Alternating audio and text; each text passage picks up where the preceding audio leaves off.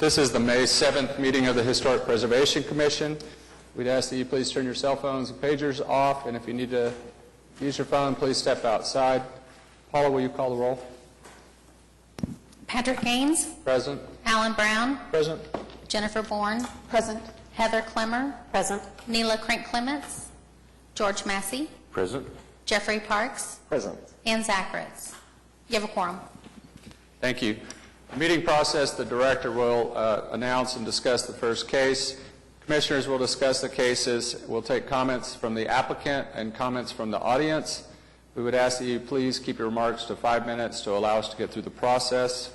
The Commission will take one of the following actions: approve the certificate of appropriateness, continue the application, deny with prejudice, which means the applicant may not reapply for 1 year, or deny without prejudice, which means you may reapply. Also, please remember that once your CA is approved, there is a 10-day waiting period, and you will receive your final CA from the department. That allows for any type of appeal.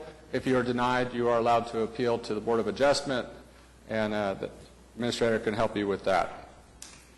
Anything from the Office of the Preservation Officer? Sorry, I'm losing my voice, so I'll try to speak clearly. June 4th through 6th is the Statewide Historic Preservation Conference. We've got several staff and commission members registered, but if you're still interested in that, please let me know and we can get you registered. It is in Norman this year, so easy to get down there and back for some conference sessions. And then on June 2nd, we will be having a neighborhood meeting to discuss the Millers Boulevard National Register nomination. The city has been working with the State Historic Preservation Office to write a National Register nomination for Miller neighborhood, which is roughly 10th to 16th Villa to May. That nomination is drafted and ready to start going through the review process. So that meeting will be to reach out to the neighbors, and then after that it will come to the commission for their review. I also want to introduce a new member of our team. Lisa Chronister is our new our new urban design program planner, and so she's joining us here today. This is her first time at the HP Commission meeting. And we also wanted to mention that the city is offering, you'll have to contact us for more details about this, but members of city boards, commissions, committees can join the Urban Land Institute under the city's kind of umbrella. So if you're interested in that, let me know and we can get you more information on it. Thank you. I also want to mention that the Historic Preservation Commission workshop will be held on May 14th at 420 West Main Street, 9th floor at 11 a.m., which is a workshop where we discuss different items within the commission. You have your attendance sheet. Do we have a motion for acceptance of the minutes from May 7th? April 2nd. April 2nd. They're out of place. We have a motion for approval by Alan Brown. Do we have a second? Second. There's a second by Jeffrey Parks. All those in favor say aye. Aye. Aye. All those opposed, nay. Motion passes. Code enforcement, Mr. Woods. Good afternoon. Good. Do we have any questions from any commissioners on code enforcement? There's a pretty short list this month. Yes, I was in the hospital for most of the month. Well, I'm very sorry to hear So I that. think everybody got a break.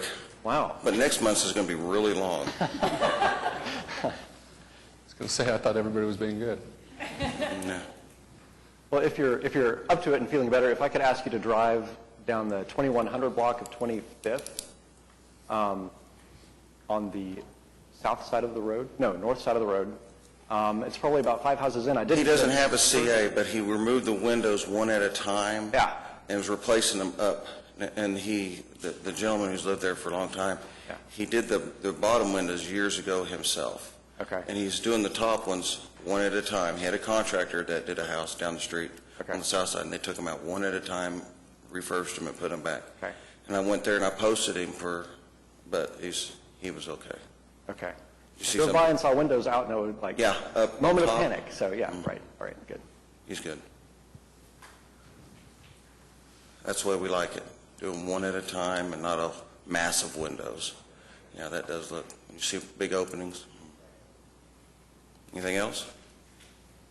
I don't think so. Thank you. Great. Continuance? No requests, no new requests for continuances.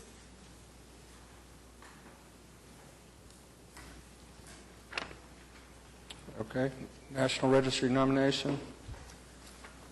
So the first one, we have two this month, is for the Oklahoma City Ford Motor Company Assembly Plant, commonly known as the Fred Jones Building, located just west of us here on Main Street. The Oklahoma City Ford Motor Assembly Plant was constructed in 1916, with an addition built in 1924. It was part of an expansion of Ford Motor Company's assembly process. They realized that it was much more efficient, rather than shipping fully constructed cars by train, to send the parts to regional assembly plants and have them assembled there and then distributed throughout the region. Oklahoma City was one of 24 cities selected as a hub, and so the plant was built for that purpose. The architect for the plant was Albert Kahn, who built nearly 1,000 facilities for the Ford Motor Company, as well as private home for Edsel and Eleanor Ford. Many of his buildings are on the National Register or designated as National Historic Landmarks. This building is being nominated under Criteria C, which is buildings that embody the distinctive characteristics of a type, period, or method of construction, or that represent the work of a master, or that possess high artistic values, or that represent a significant and distinguishable entity whose components may lack individual distinction. So in shorthand, architecture. Linda Ozan is here from the State Historic Preservation Office if you have questions about this one. This was prepared by a consultant who's out of state and was not able to attend today. You have any questions from any commissioners? Any questions from the public? Do we have a motion?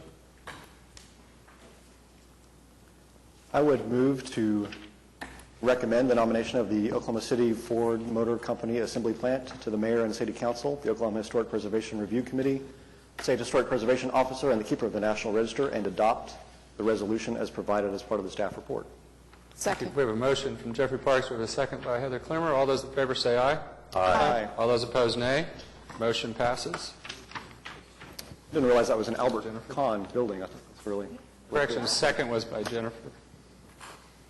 Yeah, we've actually did some really interesting digging on the architect, because we had other documents that said it was someone else, but they've got copies of the original drawings with Albert Kahn's signature and stuff, so it's really very cool. All right, number 2 is the Kelly Club at 2300 North Kelly, which is at the corner of Kelly and Northeast 23rd Street. The Kelly Club was built in 1946, and it was the first purpose-built Alcoholics Anonymous headquarters in Oklahoma. Alcoholics Anonymous located here in 1941, and by 46 they were ready to construct their own facility.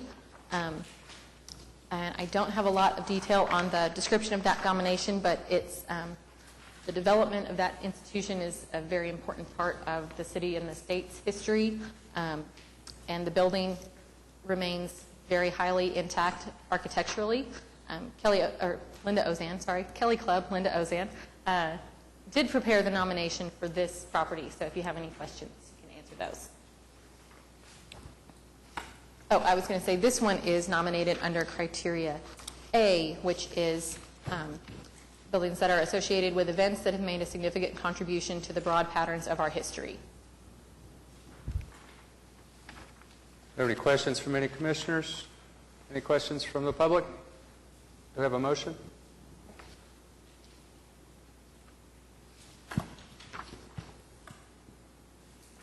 I would move to recommend the nomination of the Kelly Club to the Mayor and City Council, the Oklahoma Historic Preservation Review Committee, the State Historic Preservation Officer, and the Keeper of the National Register, and adopt the resolution provided as part of the staff report. We have a motion by Jeffrey Parks. Do we have a second? Second. Second by Jennifer Bourne. All those in favor say aye. Aye. All those opposed, nay. Motion passes. Thank you. Consent docket. Are there any members that would like any items pulled off of the consent docket?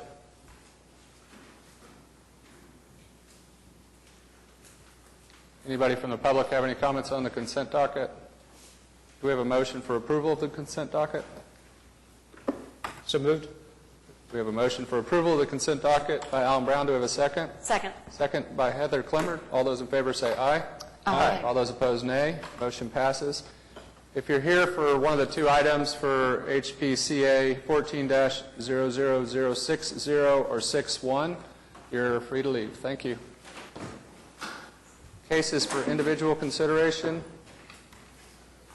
HPCA 13-00165 at 501 Northwest 41st Street, Crown Heights, Ward 2. Consideration of possible action on application of Stephen B. Hopper and Barbara Chappelle by Michael McMahill for certificate of appropriateness to, number 2, amend approved CA to install windows. And this says required. It's actually elective.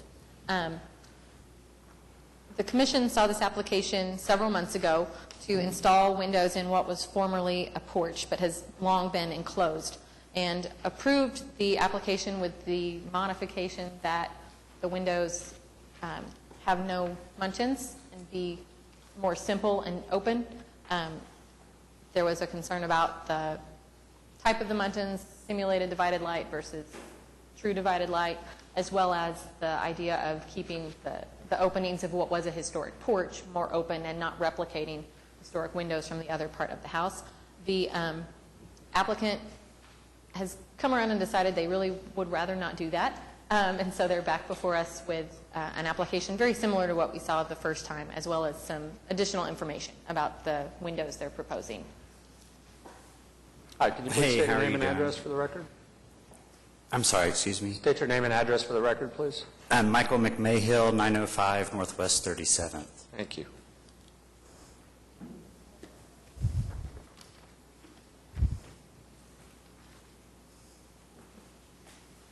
Okay, do we have any questions by any commissioners?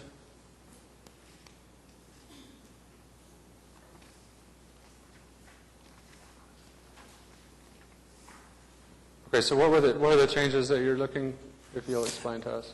Well, I'm wanting to go back and readdress that I get approval for the original windows that we had talked about the first time that I was here.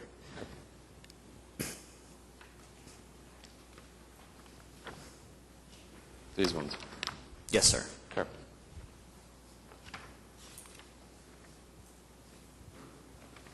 Were you having trouble finding something that was opaque like that, or just No, my aesthetically? clients didn't want to put another ugly window in. There's an ugly window there now, and they thought the window that was approved was just as ugly, and they wouldn't spend the money on it. That's reasonable.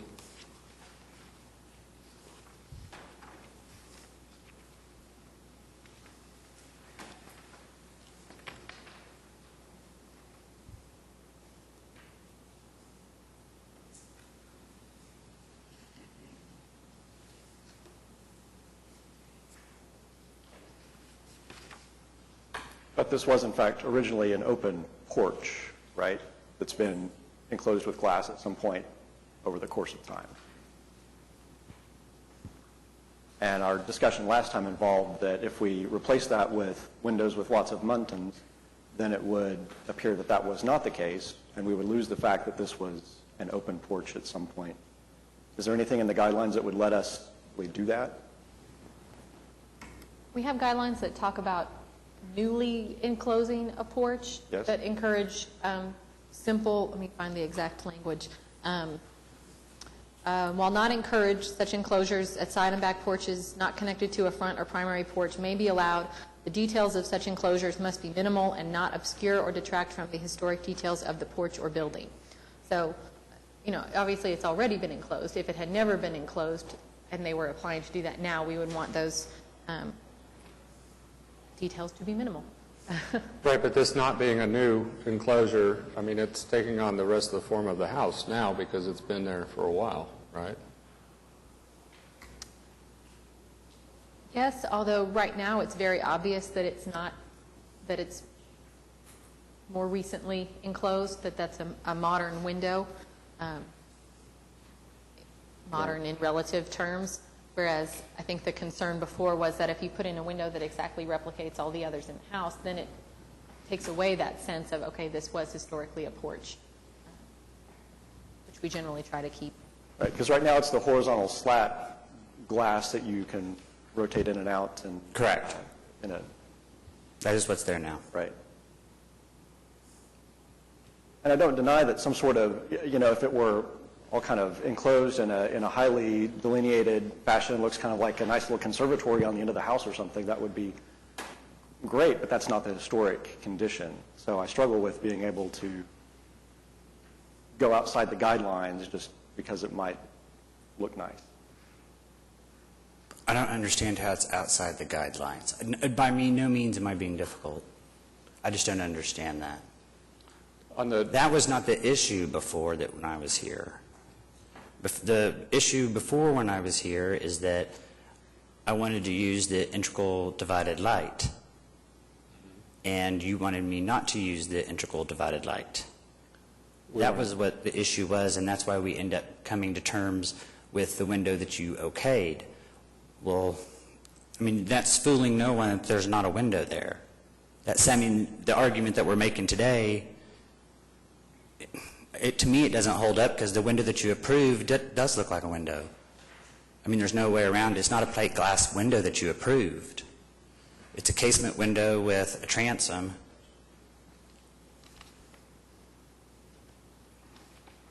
You see what you understand what I'm saying? You won't have images of that because that was something that they were asked to submit to staff after the fact, and because they didn't want to go forward with that window, they never did submit that. So yeah, at the previous meeting, what people came around to was, because what was proposed had integral divided lights, which we don't allow, that a better solution might be to do a window that was simplified without muntins, and therefore it's not simulated divided light. It has a simpler appearance. But I think the bigger issue that we discussed at that meeting was the integral divided light. That was the bigger concern at that previous meeting. It came up as we talked about going without any muntins, that also would address the issue of leaving the openings as something that was more minimal.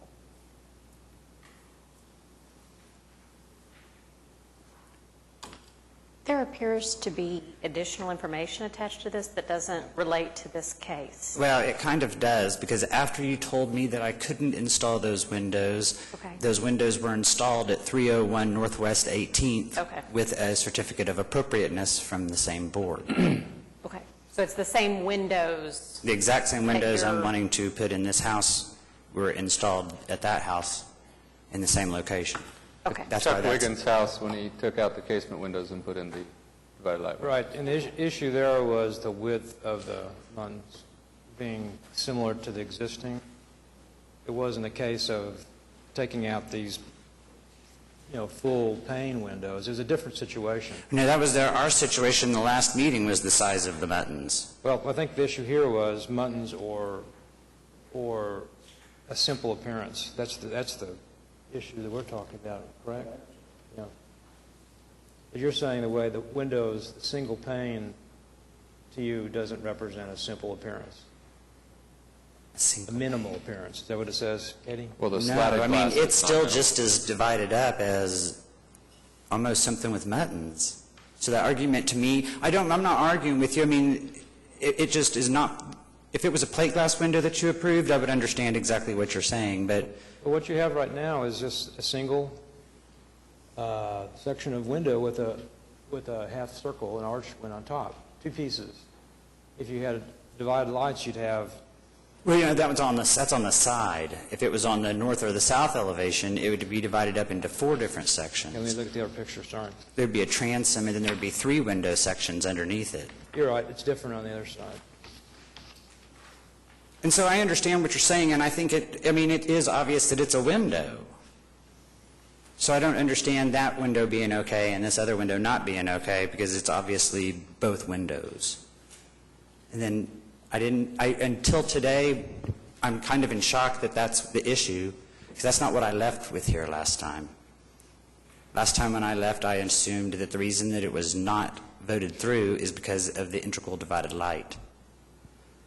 Because under the guidelines, I was approved to put that window in, because I was replacing a non-historic window.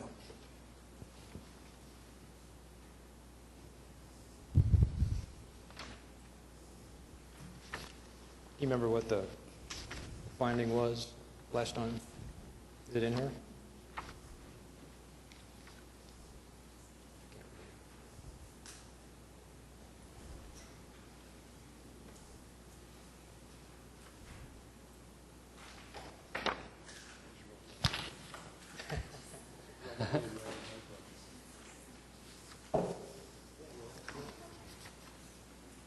Then I brought an example of the window that I want to use here if anybody wants to Can you see. hold it up so we can see it?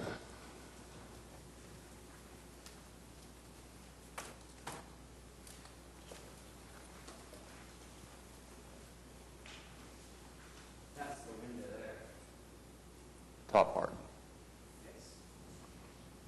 And if you look at closer, you can see how the window was constructed. Dividing the integral divided light, as far as that was concerned. Because I thought that was the problem.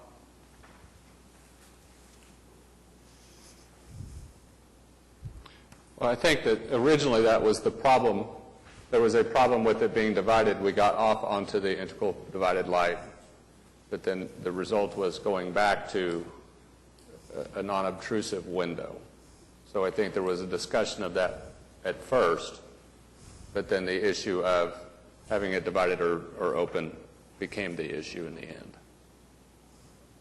if memory serves. What's the north window like? I don't see a photograph of the north window. It looks just like the one that faces the south. South? Okay, but none of those have muntins.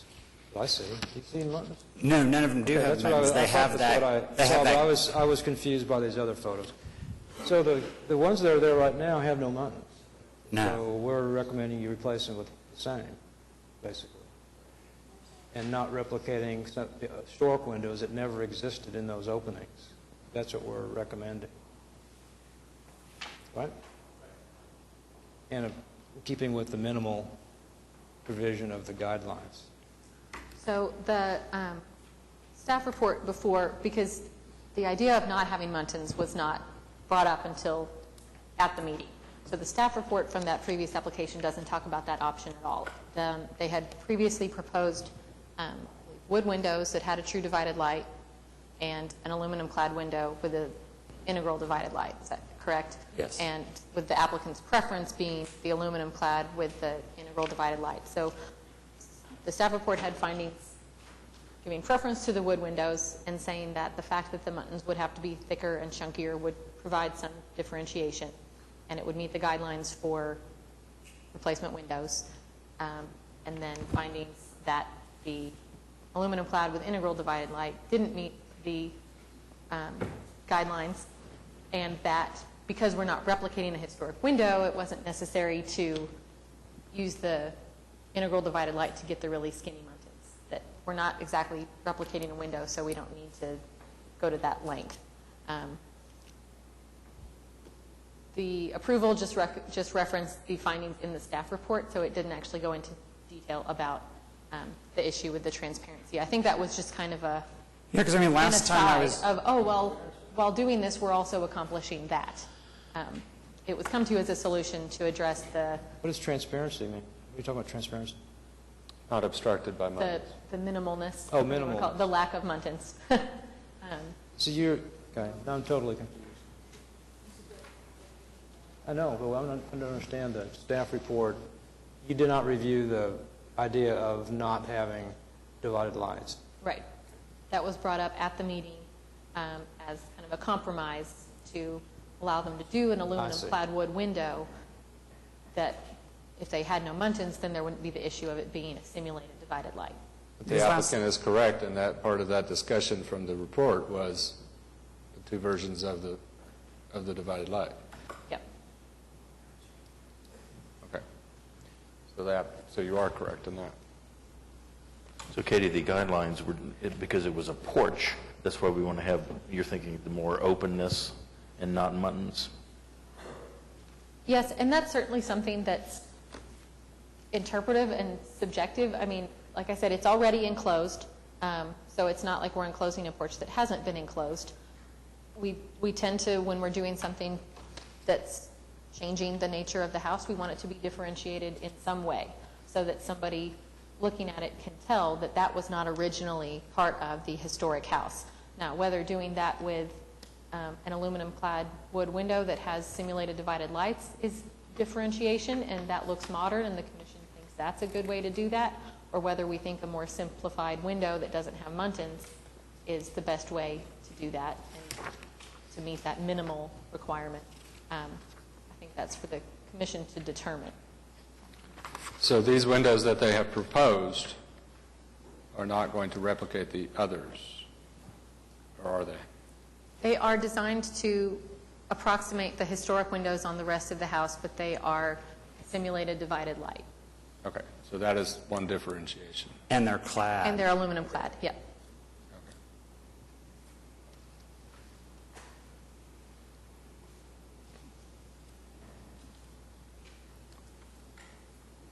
So basically, it's up to the commission to decide if that is enough differentiation for them to be able to use them if their goal is divided light.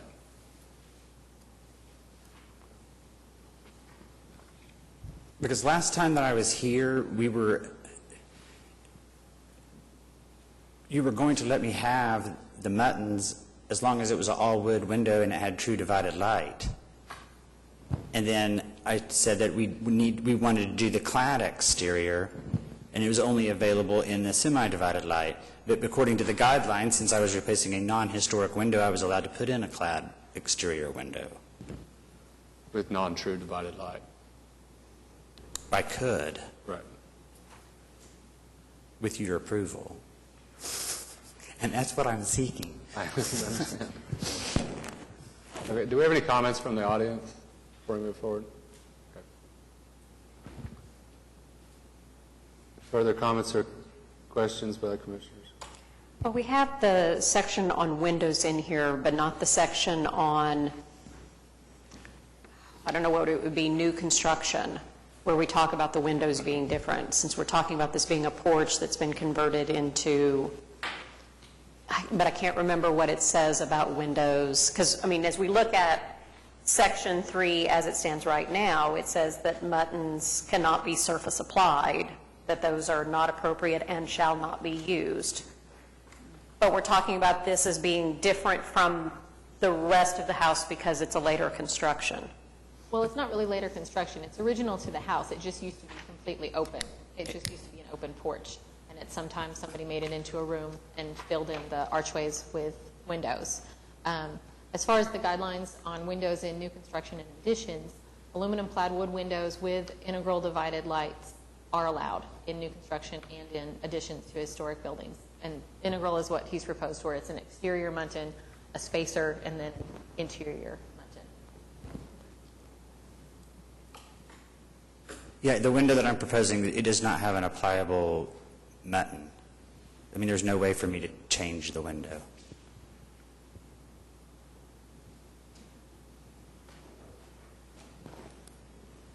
Questions?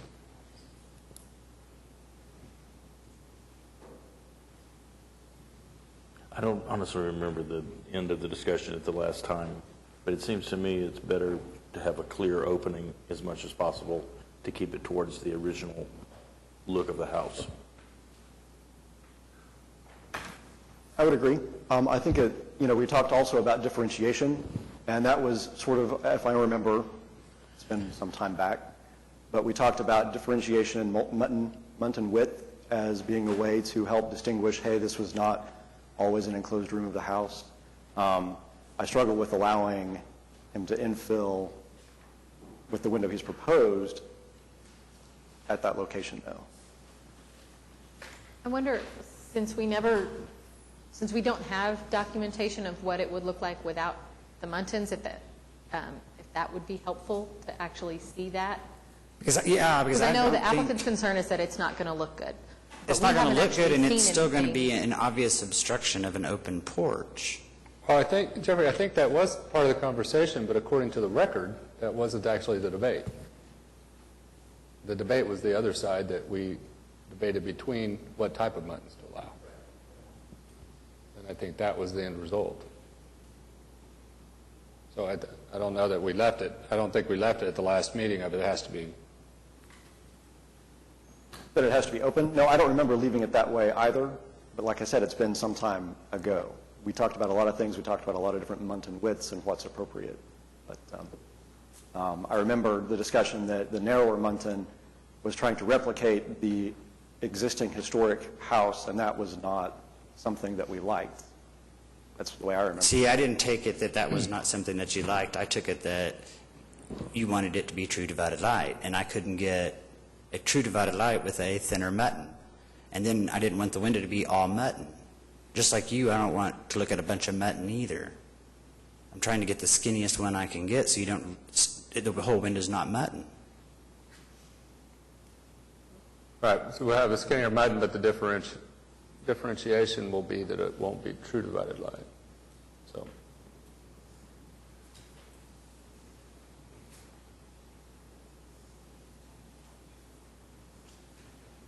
do we have a motion by the commission?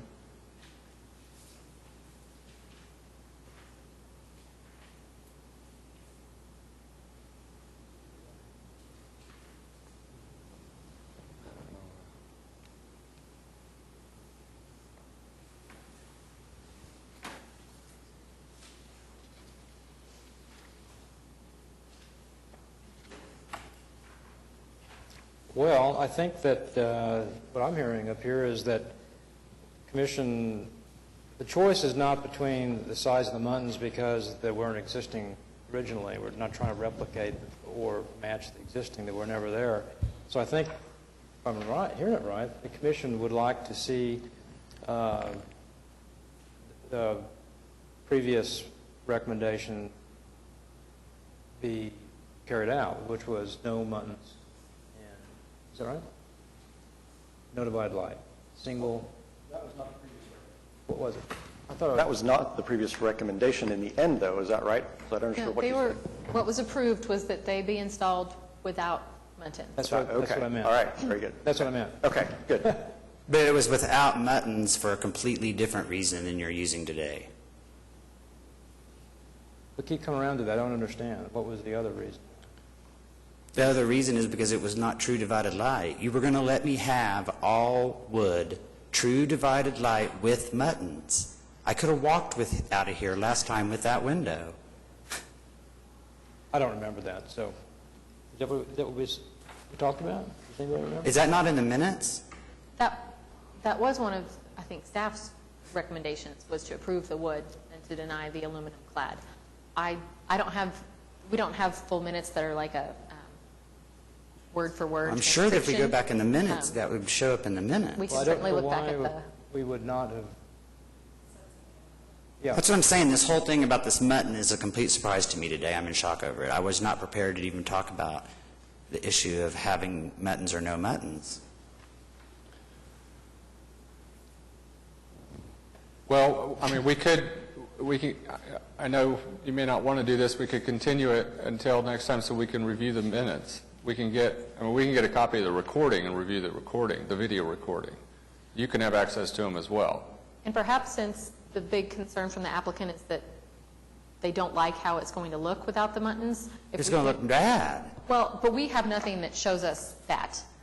So it might be helpful for the commission to see that, and then if they agree that that's not. I don't have a problem. I could do a rendering of the house with the proposed windows that you're wanting me to put in, so you can see it compared to the one that is there in front of you now with the muttons.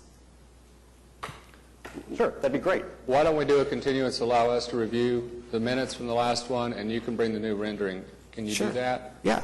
Would No you problem like at to all. do 30 days on that or 60 days? When 30 is fine. You sure? Then it'd be next week. Mm-hmm. Yeah. I mean, I want to make sure, I don't want you leaving here confused on what we did last time and this time and feeling like you should have not come back this time. We would like to be able to work it out with you if that... Oh, no, I want to work it out. And if reviewing So I'm those not here, minutes... like I said, I don't want to argue. No, you're not. Okay. But if we can review those minutes and allow you to review them as well, that might help us work this out and end up with the windows that they truly want. Sure. So if that's okay, that we make a recommendation for a continuance? Sure. Okay. We have a motion for a continuance to the June 4th. June 4th meeting? Okay, we have a motion for a 30-day continuance by Alan Brown. Do we have a second? Second.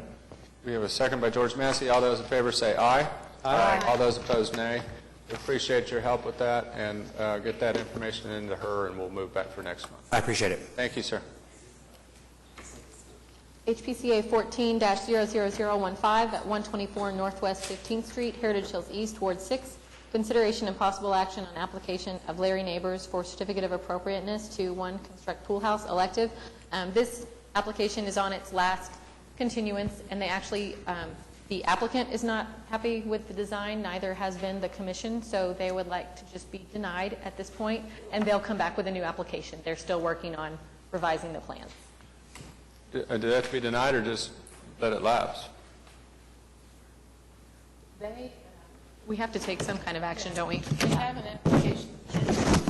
So the better option would be for you to take action on it. They've requested a denial. Okay. And give them the denial.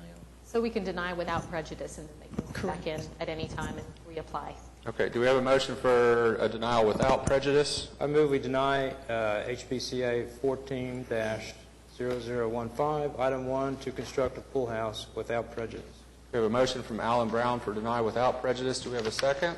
Second. Second by George Massey. All those in favor say aye. Aye. All those opposed, nay. Motion passes. Or fails. Fails. HPCA 14-00029 at 434 Northwest 27th Street, Jefferson Park, Ward 2. Consideration and possible action of John Roddick by Christy Smith for certificate of appropriateness to 8, replace front door required, and 9, construct shed required.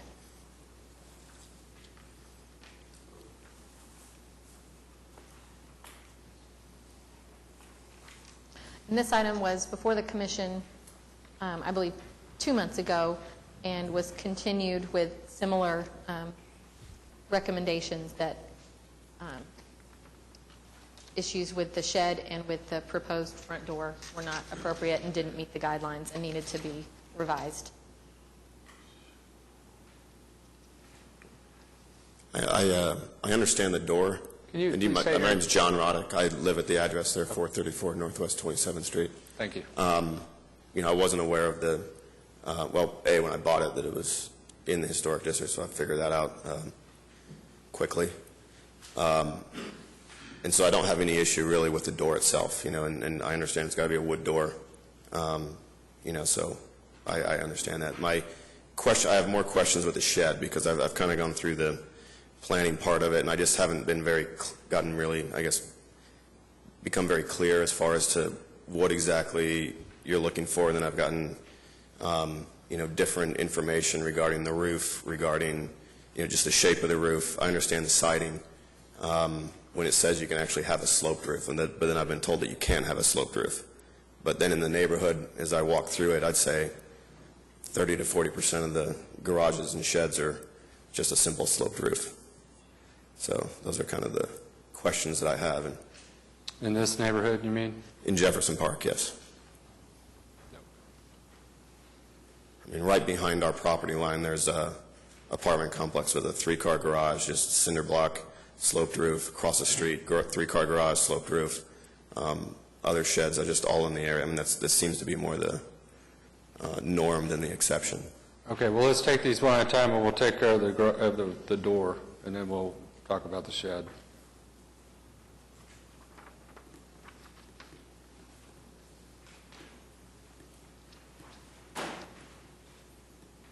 What door was there before? It was just an old, just wood slab door. It wasn't original to the house. It was just a really heavy wood slab with holes drilled in it. There were holes in the door. All kinds of air was getting through the side. It was Random crooked. holes? Sorry? Just random holes?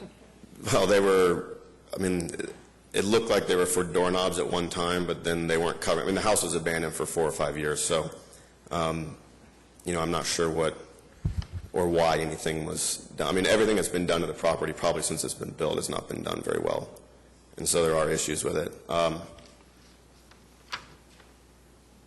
So we obviously needed to change the door, but...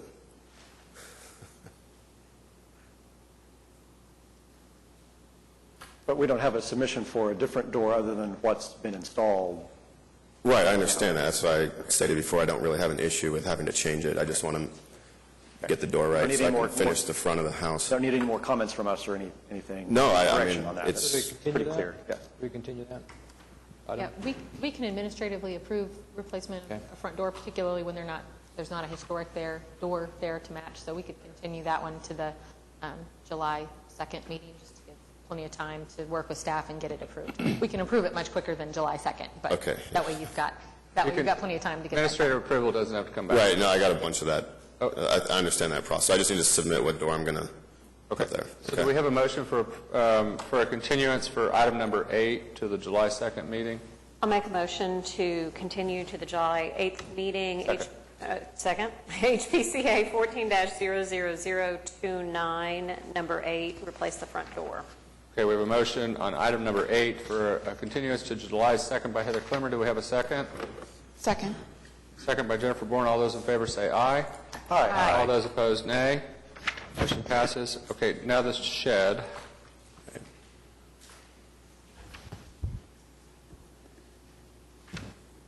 So there's at least two issues. I guess one is the material. It's over 6 feet tall, so it needs to fall into the, where's that section? Just reading. Yeah, wood siding. It just doesn't really say wood, it just says compatible with the main residential building, but probably wood. Well, that would be vinyl siding, but I don't think you guys really want that on Well, there. that's not the main residential building, that's not compatible. Sorry? It's not historic or compatible, so that would not be. Right. You said something about the pitch, Well, I was told that it needed to be a pitched, what do they call it? gable? Yeah, like, like that. Gable? But that really, when I read it says here it can be designed to be much simpler, which is definitely the case in this neighborhood because it's not as high-end as, Heritage Hills or some of the other I ones. don't see anything here about requiring a gable. Are those crates on the side? It's pallets, Oh, but pallets? once I finish it, it'll actually look nice, but Pallets. instead it's been sitting there now for 6 months. Sustainable. He's being sustainable, yeah. And the other issue besides material, I guess the roof was one, but I didn't see anything about single pitch. It was locating it towards the back of the property, sort of on the patio, which is not. Yeah, the issue there, you can see the massive apartment building next to us, and to have a little bit of privacy on your patio, and the patio is actually large, and it doesn't really intrude, in my opinion. I'm the one using the back patio, but we just wanted a little bit of privacy there, and so that's one of the reasons that it would be located there. You want there to block the view from the apartment? Yeah. I mean, it's the apartment next door goes it even extends another, I don't know, you can see that window, last window, it's 1 or 2 more windows down. And you just to get a little bit of privacy from that would be nice. We need to continue it to get more information anyhow, correct? Yeah, so aside from the placement of it, we don't really have any designs of what it's supposed to look like when it's done. I'm not sure what you have in front of you, but I did submit some stuff. Okay. Yeah, this is all we have for the design plans. Yeah, I mean, it's just a simple, it's just going to have siding, and you can kind of see what it's going to be, and then you throw siding and a roof on it. How far is it from your fence? I don't know, about 3 feet. I don't have the exact measurement on me, but From the side fence. yeah.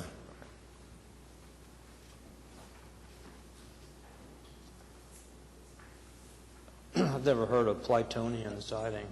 It's a wood, it's like it's basically a plywood, like dressed up. I don't think that's, I said I could do hardy plank or other things too. I wasn't really that, it's that, yeah. type of what? It's a type of hardy plank that's from Lowe's. It's different. I mean, you're actually kind of out. It should have been. Yeah, Oh, there it is on the back, okay. right. So it's actually not plywood. It's a wood material with cement materials in it, and so it's not plywood. So it does have kind of the same structural materials that would help You need to come up. not break it down. Yeah, you need to come up here if you're going to speak, so we have a record of it. Does this come in, is it 4x8 sheets? Is that what it is with vertical grooves or grooves cut in it? Is that? I can't remember the size exactly, but yeah, it does have grooves in it. We're just wondering if it's pressed, like, you have sheets of plywood that are pressed to look like siding, or you have hardy plank material that's actual siding, Looks like- 1 by 8.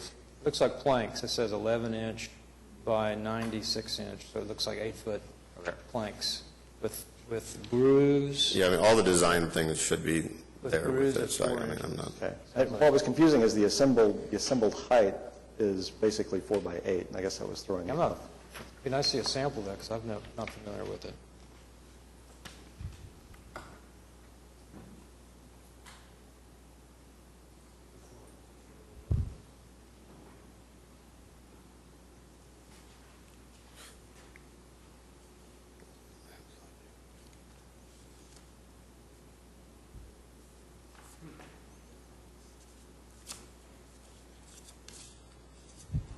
Yeah, I think the overall shape of it, the shed roof, that doesn't bother me. I think we see accessory structures that do that. That's fine. I think the location is unusual for accessory structures, and I'm not sure what our unique circumstance is or what our ability is to let it be there. I know that if it were obviously an addition, that would be an appropriate place for it. If it were other things, I could maybe see that. If it's a storage shed, it's a bit unusual for what we usually see.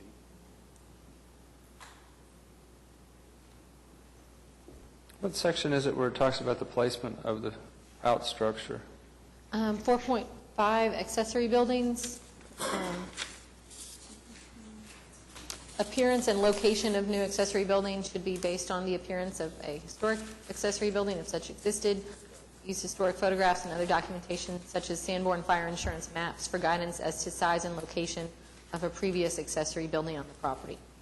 And I don't know that we documented a previous accessory building at this site, but just the typical general pattern in our neighborhoods is that those would be much farther to the back of the lot. And we have no Sanborn map, so we don't know where it should have been. I don't believe there was an accessory building there. It's just from what it looks like to me, there was a garage in the back at one time that has been cleared. And then it doesn't look like there's any remnants, or, I mean, if there was one, it was taken down a long, long time ago, because it doesn't seem to be any remnant of any other kind of structure on the property.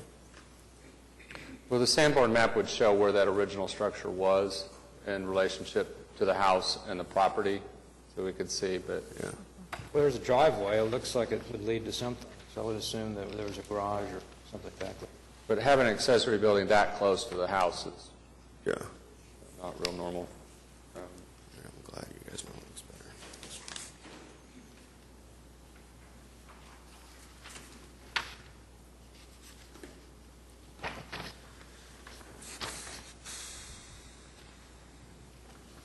Well, I think we ought to continue it to get more information and look at those issues. I'd like to see that material. It's a new material. Yeah, I agree. I'd definitely like more information on the wood siding, the metal roof. I don't know if we can do that. I think that the metal roof. It says right here in your design justification, the primary materials used are historic garage structures or accessory buildings, often had with metal or wood shingle roofs. And a lot of the accessory buildings in that neighborhood have metal roofs on them. I mean, some of them have metal siding, too, just so we're being consistent. Yeah, well, it's like South Paseo and Jefferson Park. A lot of those may have been rebuilt before they became a historic neighborhood, so we can't always look at what other structures have done, especially in like the Paseo area. It also, 4.6.23 says metal roofs are permitted only as supported by historical documentation of such material for the property. So, Right. In the past, we've had a certain sensitivity on when we've allowed a metal roof to go, and if there's documentation that a metal roof was there before, right. You mentioned that you've kind of walked through the neighborhood a little bit. I don't know if it's possible for the next meeting if you could photograph some of these accessory buildings that you can see as you're walking down the sidewalk. Yeah, I have some. I just don't know how to get them. I didn't have enough time to get them to you guys by the time I knew. Because one of the concerns I have is this setback, as well as also the distance between the accessory building and the side fence. 4.511 talks about setback patterns for not only your property, but since there aren't any other accessory buildings on your property, it also says in the block and in the historic district. So that would give, hopefully, might give you some documentation of here's the way other people have done their accessory buildings, and we're not really working outside of those parameters. So it looks like we need more information. Should we continue it? I don't see anything in there about it being so close to the house, but I don't see anything that, Vincent has setbacks from the back and the side, and says it should be in the general area of the original place. So the only way to tell that would be to look at the Sanborn map, which was a garage, not a shed. Right. And I don't want to put it where the garage would have been because I may put a garage in at some point, so I don't want to mess with that Sometimes area. the Sanborns show other accessory structures in addition to a garage, but a lot of times, Where can that be it's not found, ever Dad? been something. Those are online, and we can help you access those and get the Sanborns, the PDFs of your property. Yeah, I think the best thing would be for us to continue this. They can help you get that documentation so we could see. I personally would have a concern with it being where it's located right now, just because it's Too close to the house. too close to the house and looks odd. Now, there may be justifications for It's that. too close for you, but I'm the one that lives and uses my back. I mean, it's in the backyard. It's, it's not, I can make it where it can't be seen. There's reasons for it that I would like for it to be there, and it's not something that Well, I understand that, but if you want it in a non-traditional place, then it should be under 6 feet tall and a different type of structure. You're basically building an outbuilding like a garage. Defeats the purpose of it, though. Excuse me? It defeats the reason if you make it only 6 feet tall. I mean, we have a giant apartment building next to us, and Okay, it's... the giant apartment building has nothing to do with what you built. Okay. So, I'm not here to argue about it. I'm just telling you why.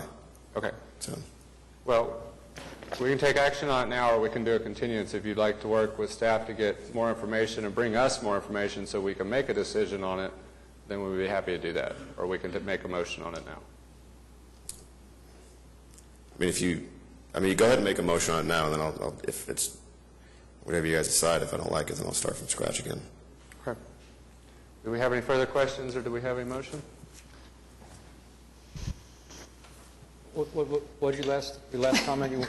You want us to make a determination on today? Yeah, you can make a determination, and then if it's denied, then I'll start over.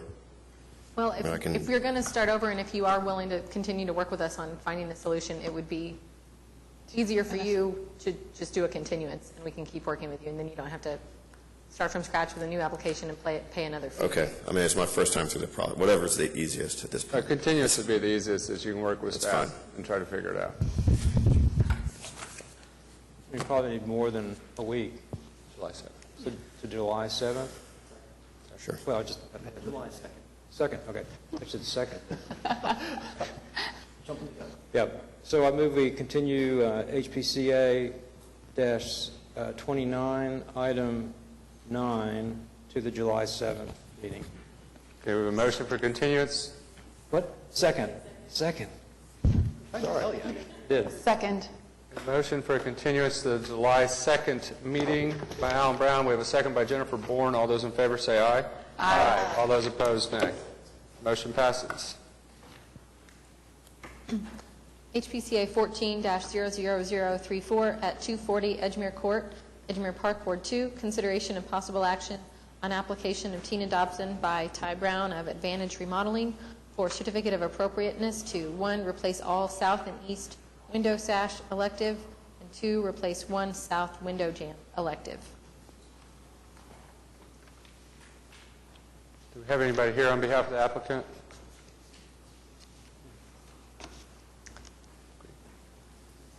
This was one that staff wasn't comfortable with the amount of documentation we had for a total overhaul of all the windows. There are some that look like they are in need of that, but not necessarily every window in the house or every window that was proposed. So we had recommended to continue it to get a better window survey.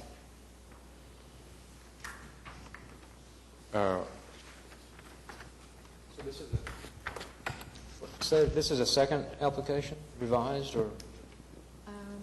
No, I think this is the first time they've been to the commission.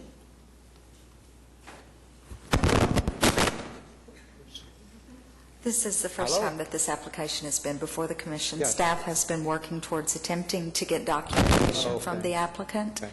And The representative for the applicant has submitted additional documentation. It's included in your packet. It does not include the interior survey that's requested in the guidelines, and that has not been brought forward as yet.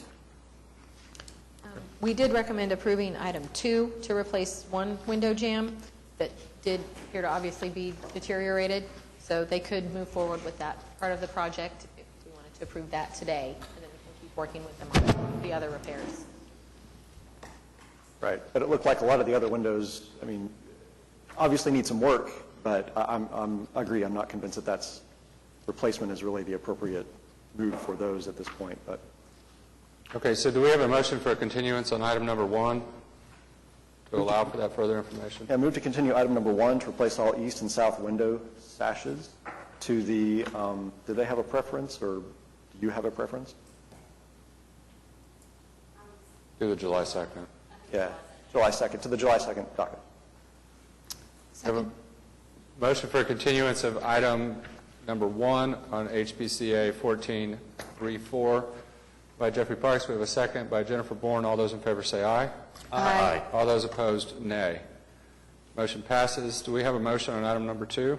Move to approve HPCA 14-00034, item number 2, replace one window jamb with the specific findings that the work proposed will not have an adverse effect on the historic character of the district or property and complies with all relevant guidelines and sections of the Municipal Code 2010 as referenced in Section C of the staff report.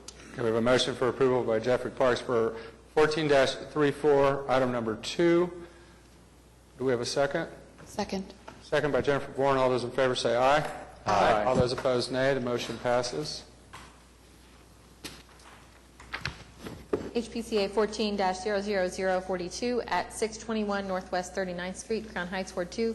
Consideration and possible action on application of Dan and Barbara Batchelor by Randy Floyd, AIA, for certificate of appropriateness to 10 install transom windows modified to round windows, elective, and 10 construct porte-cochere, elective. This addition was before the commission a month ago, and in large part was approved. There was some concern about the proposed windows on the sides of the addition at the rear, as well as about the porte-cochere, driveway cover, carport, portico, whatever we were calling it.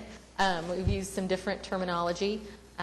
The previous proposed windows have been altered to be a round, kind of like a porthole, but not really a porthole window. And then the roof line of the porte-cochere has been separated from the garage to look more like a freestanding structure, which was the feedback the commission gave before. Hi, I'm Randy Floyd, representing the Batchelors. How are you doing? I'm fine, thank you.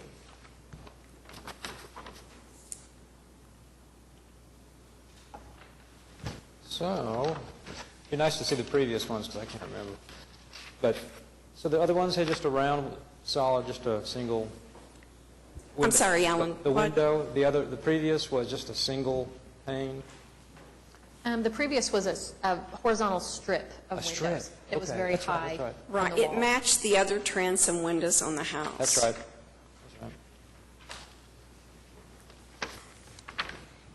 So the round window in a gable is fairly standard for a Tudor house.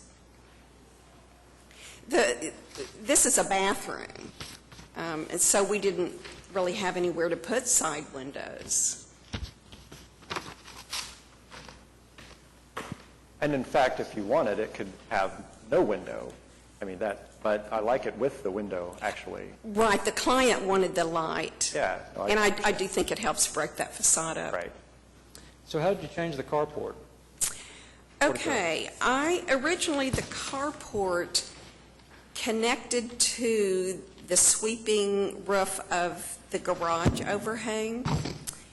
And so what I've done is separate the garage roof and the carport by 8 inches, and I have installed a gutter that they will both use. So that if the carport needed to be removed in the future, it could be without any destruction of the existing garage roof. Does anybody have the full elevation? I've got half of it. This cut off? This one? Well, I've got that one. Don't have the west. I've got just half of it. I have a full set of drawings if you would need them. Yeah, sheet A3 in our packet got truncated. We don't Okay. have the whole view. If we could have a view of But I guess it that doesn't, west elevation. it wouldn't show any change, though, because that's not the, Not the part that was changed. right. That's not the new. Is there a north elevation, Randy? It says the west. I want to see what that looks. Yeah. Is there a north? North?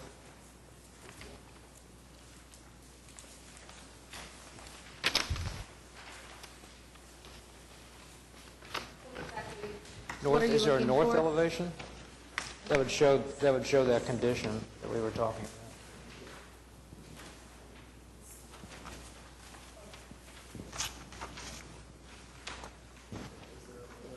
Here's the north elevation. Okay. The architects want to see it.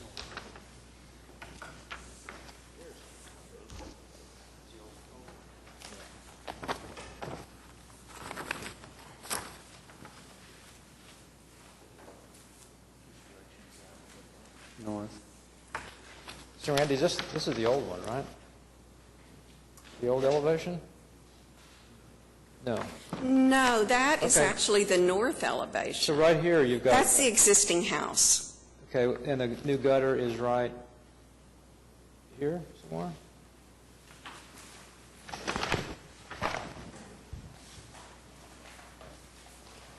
Just wondered what changed. In this drawing, you don't see the new gutter. Oh, It's okay. back beyond the addition.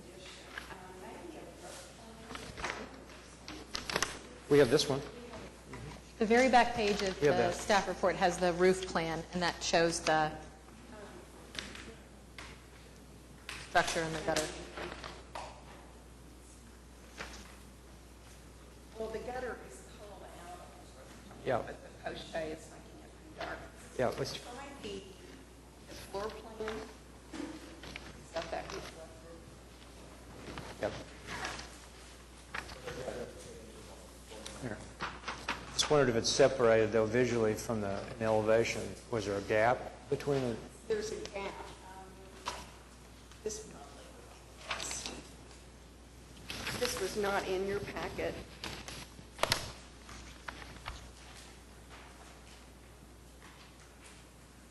Oh, there's the gap. But you don't see that. It's behind the fascia? But actually, that, Randy, can you go back up?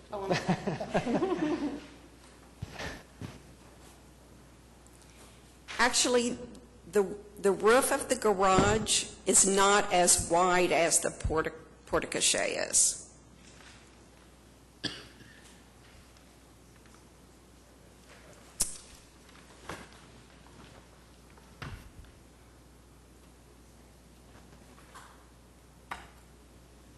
So the roof, the new porte-cochere attaches to one column of the existing house, and then the other beam attaches to the new addition.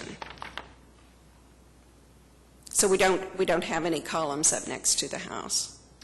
Yeah, I guess when I was talking about it the last meeting, I was thinking like looking like a freestanding structure with 4 columns to really differentiate it from the house. That's Yes. what I was thinking about, as what we were calling it, a portico or Yeah.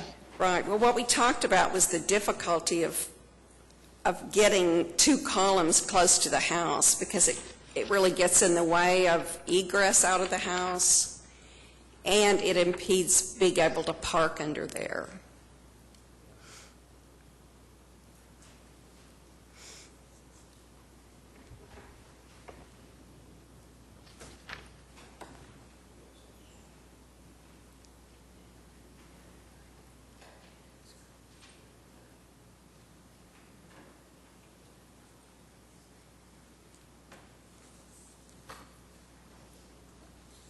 And there's a structure on the neighbor's property 2 feet off of the property line.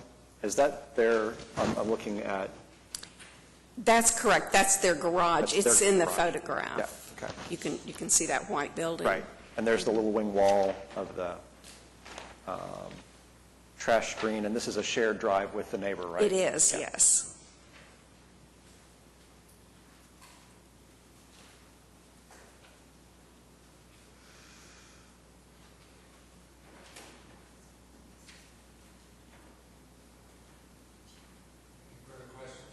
By commissioners?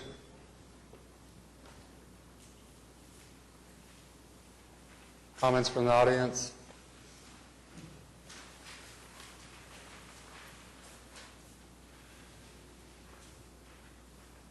I don't know, Ellen, I think it still reads, especially from your street view, it is differentiated from the house, and the way it connects or doesn't connect to the house is hidden by the house itself.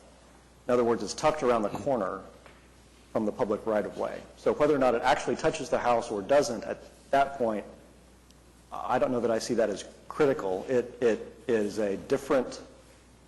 it's a differentiation, and it's also separated from the roof of the garage, albeit with a gutter. It's still very clear where the new and the old are. I also think that the garage location on this property, it's the historic location, and it's very atypical for what we usually see. So I think that that sort of also floats a level of Separation. right, or differentiation between sometimes what we see or consider.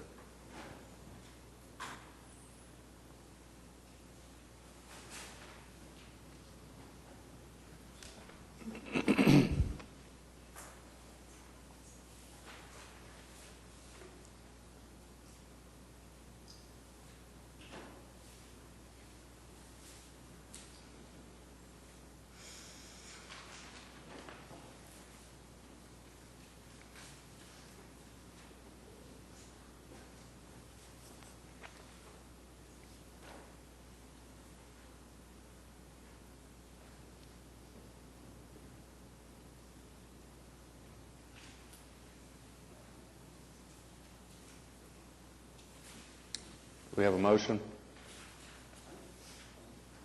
I'm ready to make a motion if anyone Please. else has any comments or questions. I would move approval of HPCA 14-00042, items 10 and 11, to install transom window at the addition and to construct porte-cochere, with the specific findings that the proposed work will not have an adverse effect on the historic character of the district or property and complies with all relevant guidelines and sections of Municipal Code 2010 as referenced in Section D of the staff report.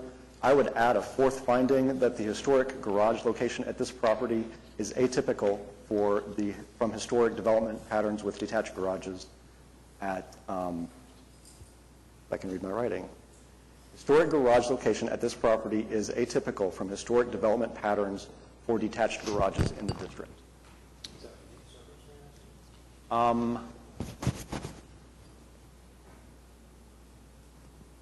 Finding.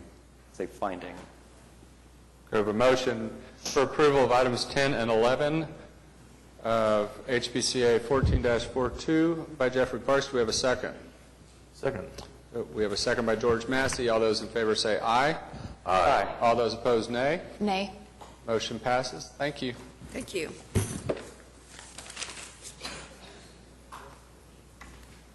HPCA 14-00043 at 310 Northwest 27th Street, Jefferson Park, Ward 2.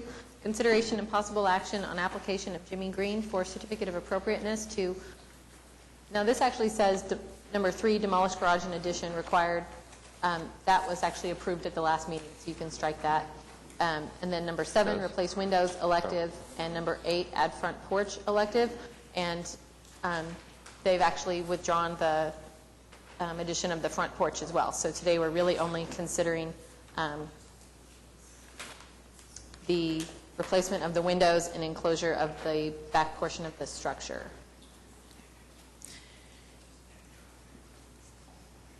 I'm Linda Ryburn. I'm representing Jimmy Green. This is Jesse Green, his partner. So we're just discussing the windows.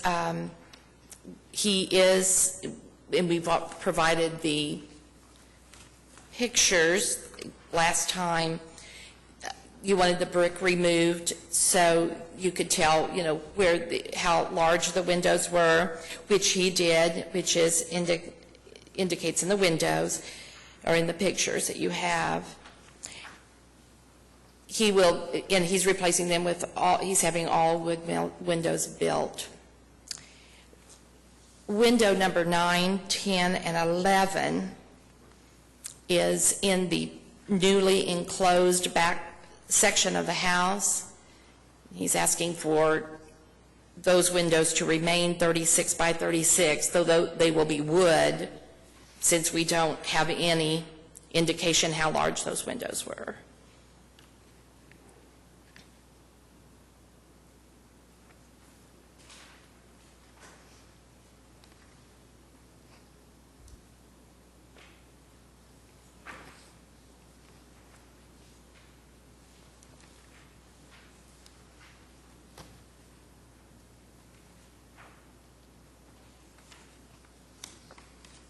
We've realized that, I think in attempting to strike adding the front porch, instead what was removed from the agenda is re-enclosing the back portion of the structure, so we can't actually take action on that today.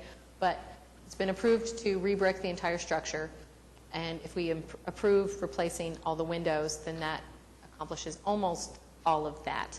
We would just need to finalize on that one back wall of the building, but hopefully that could get you moving. I'm very sorry about that. We had several items that were being stricken and moving around, and I think the wrong one was deleted from the agenda. So because notice wasn't given of that on this agenda, we can't take a vote on that. Okay, so we can't get approval of the windows in the back? We can on the windows, but not on the kind of finishing off the back portion of the house. Okay. And just real simply, why is that? Because it wasn't posted on the agenda. Wasn't posted on the agenda. What part? Right here. Number 8, re-enclosed back portion of structure. 8 was not put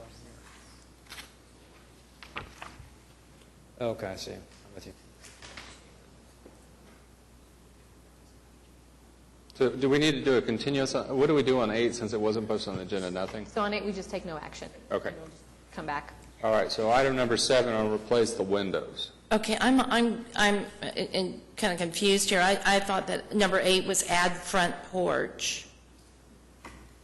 On the staff report, number 8 is re-enclosed back portion of structure. I'm sorry. So that item just flat out doesn't exist on the agenda. And number 8 on the agenda, add front porch, was withdrawn. So right now, all we can consider is number 7, replace windows. Okay.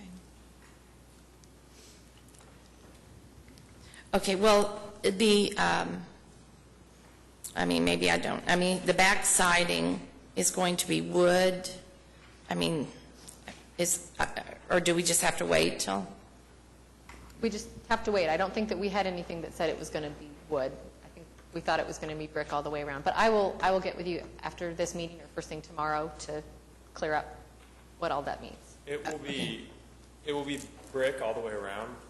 The back siding is under the gable, so it would match the front gable. Oh, okay.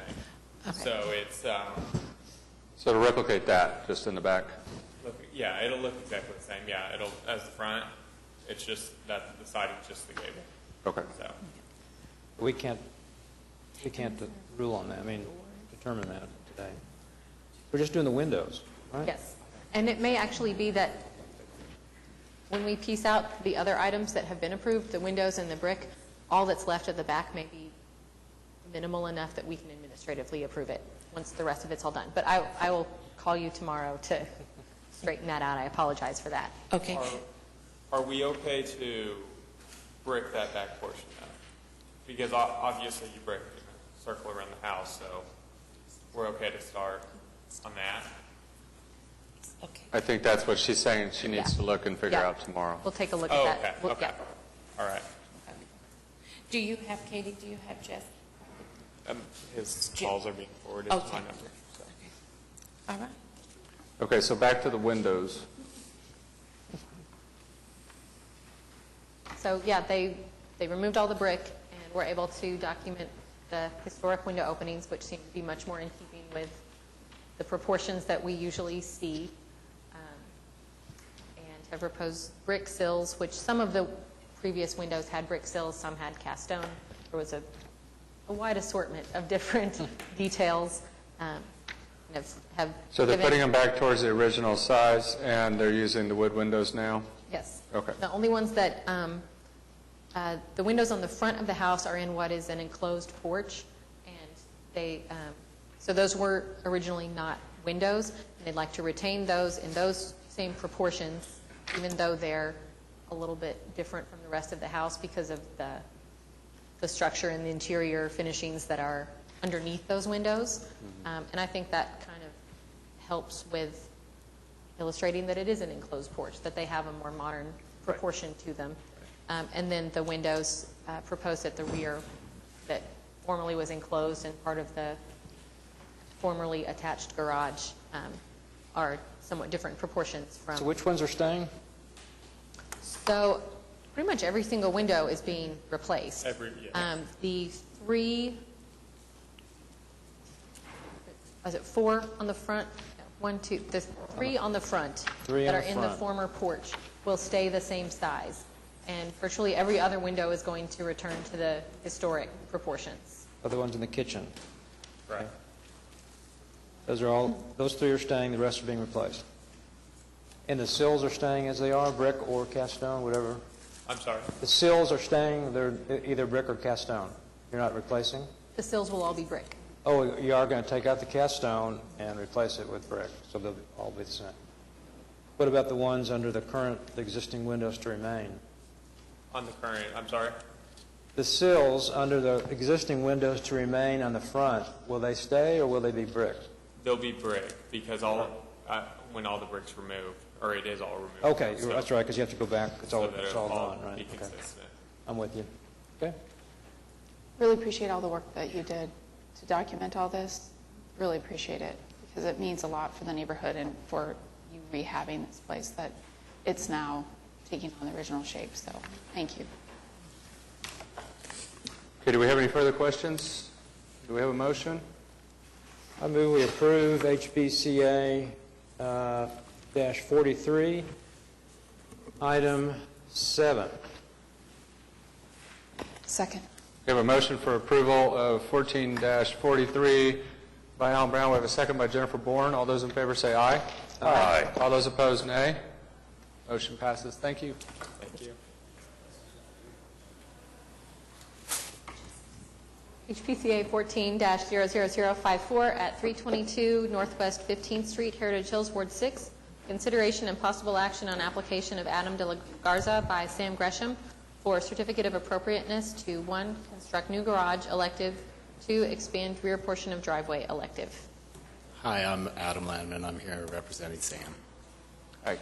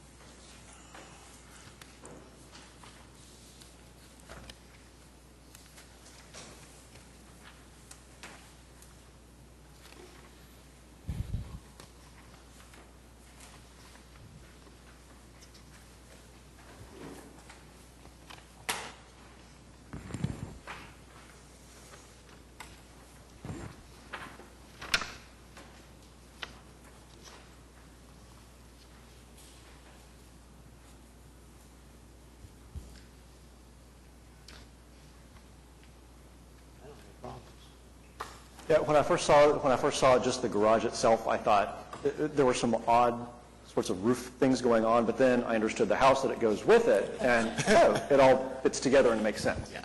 So yeah, I thought it looked fine. Do we have any further questions or comments from the audience? Do we have a motion? Sure. I'd move to approve HPCA 14-00054, items 1 and 2. Okay, we have a motion for approval on item 14-54 by Jeffrey Parks. On items 1 and 2, do we have a second? Second. A second by Alan Brown. All those in favor say aye. Aye. All those opposed, nay. Thank you. HPCA 14-00055 at 216 Northwest 20th Heritage Hills, Ward 6. Consideration and possible action on application of Kevin and Allison Bailey by Sam Gresham for certificate of appropriateness to 1, construct garage with gutters and turbine at roof, elective. 2, replace driveway, elective. 3, install new fence and gate, elective.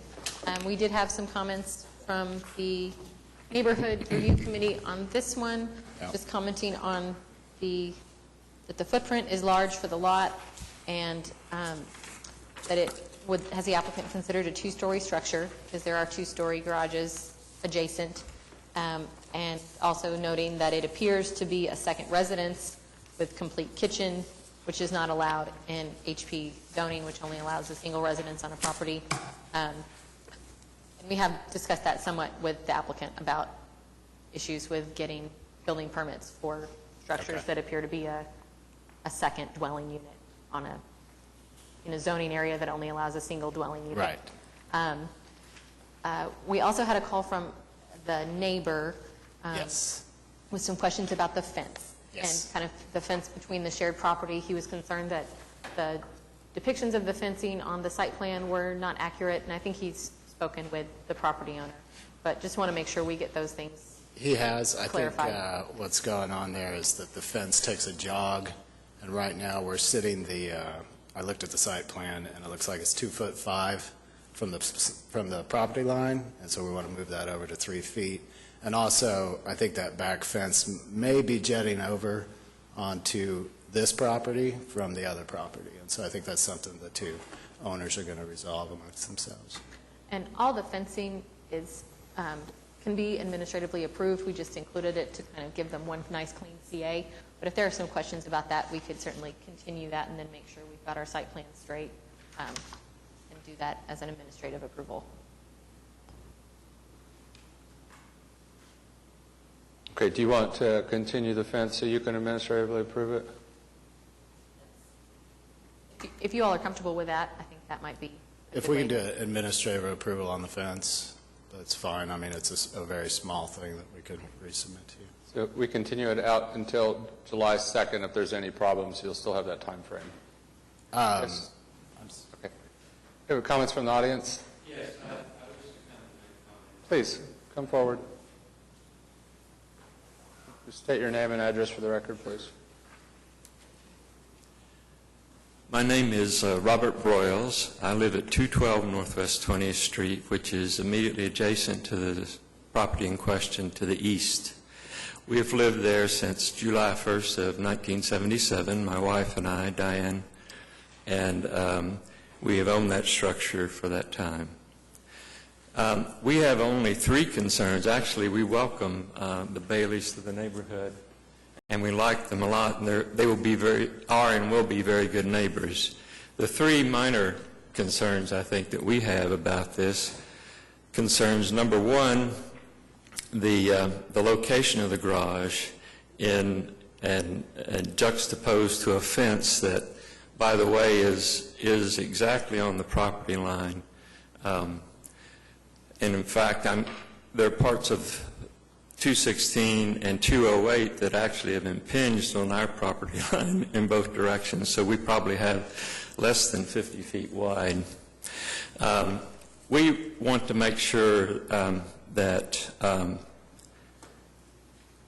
the garage, that the Baileys don't insist that we tear down our fence, because it's reasonably new fence and we like it, and we like to see that look. They propose that instead we have the east side of their new garage as our border and take out the fence. We don't want to look at a garage, we want to look at our fence.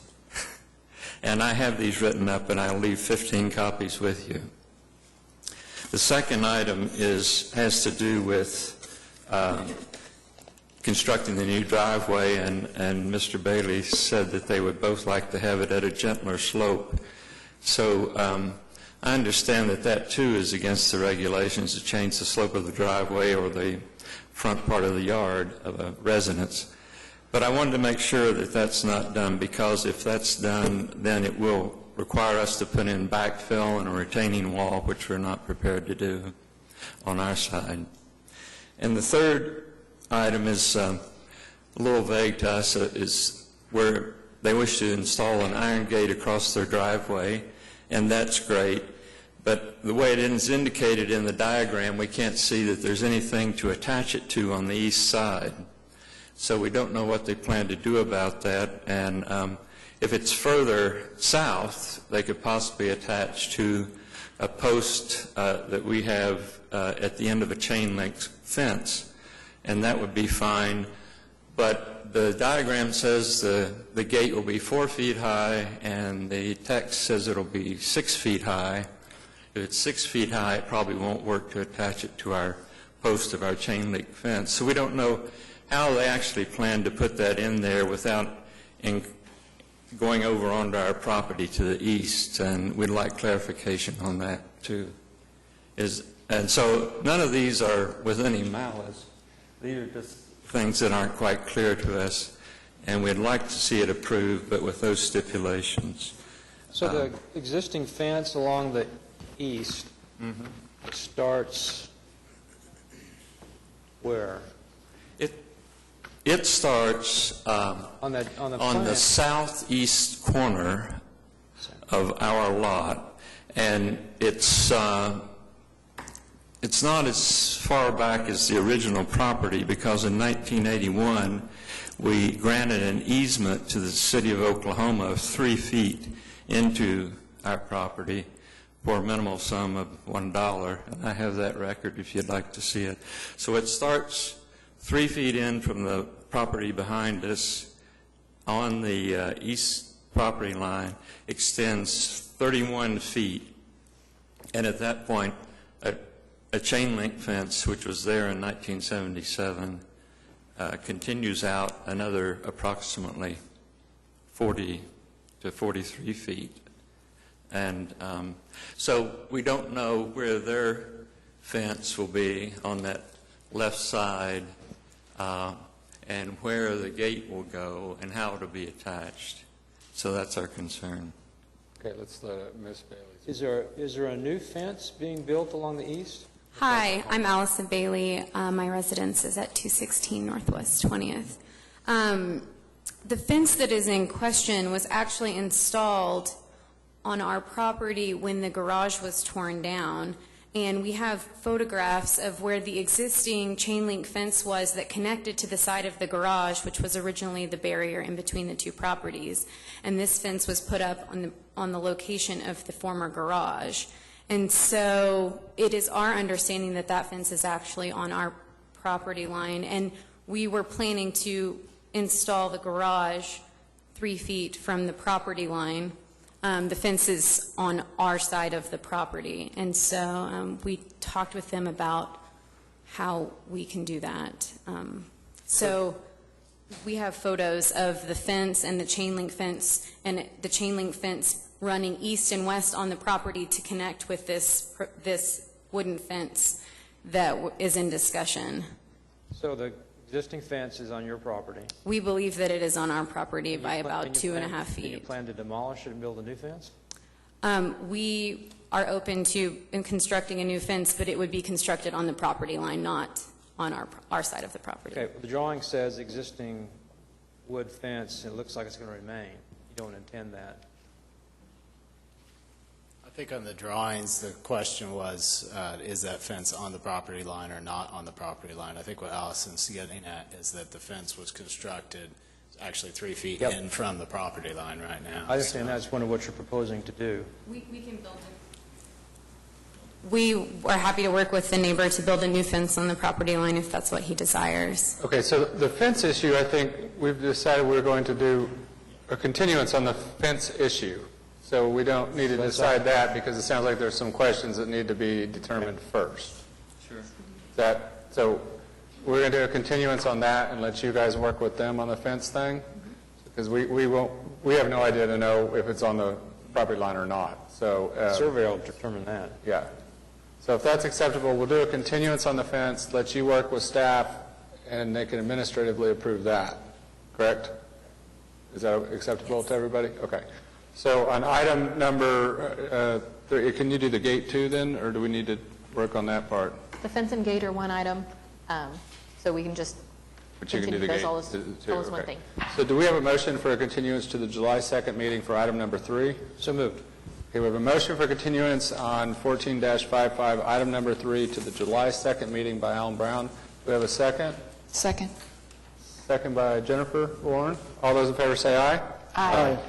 All those opposed, nay. Motion passes. Okay.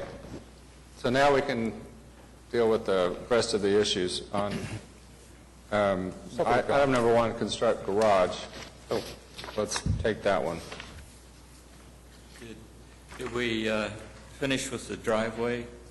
Yeah, the neighbor's other concern was that Okay, there was discussion. let's do item number 2, the driveway, because I know you have a concern on that one. You're already up here. If I could, Yes, sir. I think what the owners are intending on the gentler slope is not to add fill, but maybe just cut a little bit off the top where the peak is to the driveway. So it's more of a cut situation than a fill and wouldn't require anything along.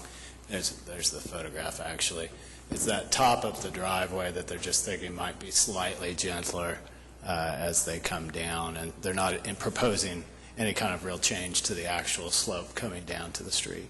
Is the new driveway is going to fall pretty much the same? It's pretty much going to fall the same with less of a peak. A crown. So we But typically, the site plan says that it's an existing concrete driveway. It doesn't show it to be replaced forward of the back corner of the house. Yeah, it's up- Am I reading that right? Yeah, it's up to what I see in the site plan, it's up to the house, and then you have a dashed new concrete drive.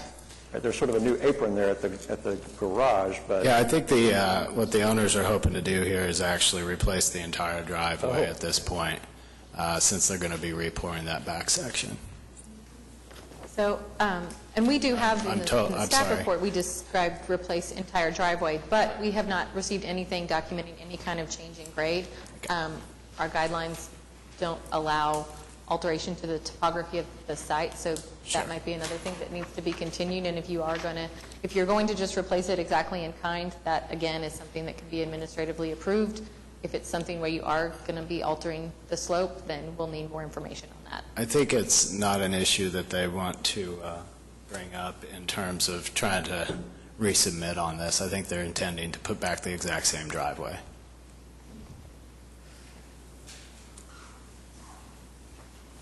We want to make sure that when the new portion of the driveway is poured, that it is engineered properly, and that's the only reason that this was mentioned on the report, so that water runoff, et cetera, is properly managed on the new property. Is that peak too high right there for water drainage? Does it drain the wrong way, or? Right now, it doesn't, but we want to make sure that we do it correctly so that we don't have any issues, and that's the only reason that the entire driveway was brought up. This change in grade was mentioned in a casual conversation that he's referencing. We don't have an intent to change the grade necessarily. Okay. So if you're just replacing it with the same grade, then that can be administratively done as well, so we don't have to, you actually don't have to, do you have to, well, you have to prove it if they're replacing the whole driveway. We continue that too? We do have to continue to replace the whole driveway? But we can approve that now. If they're just replacing it like is, we don't have to do a continuance on that. Right. Is that true? Right. If you're replacing it exactly as is without any alterations to the slope, to the topography, then We have the information that we fine. need for I that. might ask you to send us a revised site plan that does illustrate the entire driveway being replaced, because there's a discrepancy between the written description and what the site plan shows. Could I get a clarification on the fence? Can a fence, must it be on a property owner's inside their property line, or can it be on the line? We can approve it right on the property line, but they probably need to talk to their neighbor. And what happens if the neighbor doesn't want it on there? Get the build on your side then. Then you could build it just inside the property line. That's more of a Just legal on- thing, I think. But that's what not I'm really asking. our, Yeah. Yeah, because it's not a setback on fence, right? Right. So it should be on your property. May I make a comment? The fence that you're talking about was installed before the current owners bought their property, so it was the previous owner that I talked Okay, to. we're going to put the fence aside. We're not going to discuss. I know you are, but I just wanted to Thank you. clarify that. Okay, so item number 2, they're going to replace the same and submit a new drawing so that they're the same. Do we have a motion on item number 2?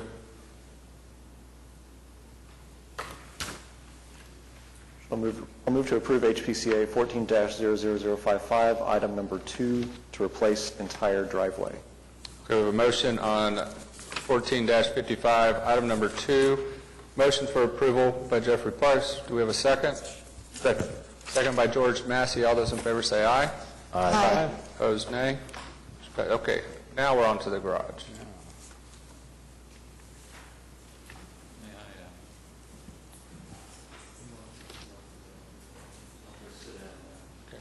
Thank you, sir.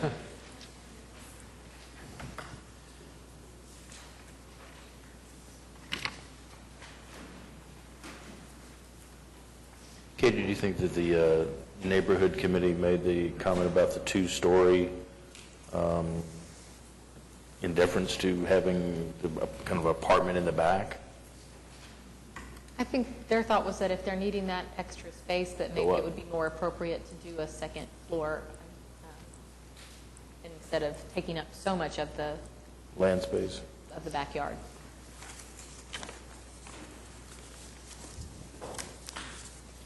So what about the issue of the residency in this design?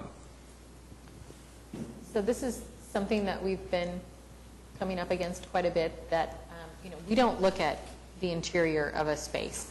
We don't really look at how it's being used. We look at what the exterior is like. But when someone goes to pull their building permits to actually start construction, if it's drawn to show something that would be considered a dwelling unit with a full kitchen and bathroom and bedrooms and closets, then the development center has said, no, that's a second dwelling unit and it's not allowed in an HP district. Is not allowed in... Sometimes people just change the plans and make it not look like a dwelling unit, even though the outside of the building is the same. Two sets of plans. Well, and their plans that we approve that are attached to their CA have to match the plans that they take to their building permits. So It seems like the apartment as such couldn't be rented, but it could be anything they wanted it to be if it was approved. well, and that's what, the development center has said. We have people build cool cabanas that have a kitchen in them and a bathroom in them. We have lots of garages that have a bathroom of some kind in them. So there seems to be some amount of discretion with that. Because we approve them all the time. And my garage does have an apartment in it. Well, and we have lots and lots of existing ones that are... Servants' quarters. But those technically could be considered existing non-conforming, that if you came in to get permits to make changes to that, they might say, no, we're not going to let you, say, expand it. So what puts it over the top, they say it's a dwelling unit? Having a stove. Couch. Seems to be a big issue. Couch. A kitchenette in a cabana, that's not a dwelling unit. Right. So That's why she was saying there seems to be a little bit But of there's no hard and fast rule like if you have a so-and-so, like a, I don't know. Was it a servant's quarters before? It does have a small kitchenette in it. I guess I was going to I'm curious about this as well, because the project we just approved prior to this with no discussion has a full upper story shown living unit in it. And so I'm wondering what is the guideline that we're looking at? And I emailed with Sam about that concern, so he's aware of that. And, I think the neighbors were generally okay with that garage in size, but because the size of this one in relation to this property was more of a concern, they also brought Sure. up the second dwelling unit. And I think to answer your question, I think there's a kitchenette shown in the plan. There is some closet space in there, some storage space, things like that. They're not really looking to have somebody live or rent this as a dwelling unit in any way. But So Katie, why'd you bring this up compared to the previous one? I missed that. Oh, well, that was from the neighborhood's comments. Oh, okay. So I mentioned it to the architects in relation to both of them. Okay. That we've had some issues with people going to get their permits when they've got No a problem. Okay. full unit drawn in the garage. Yeah. So maybe not an issue for us to directly address because it's city plan. Yeah. But the issue of the footprint is an issue for us to address. So do we have comments on that from the commissioners? I think it's, looking at the Sandburg maps on page 2, it's significantly larger than it was before.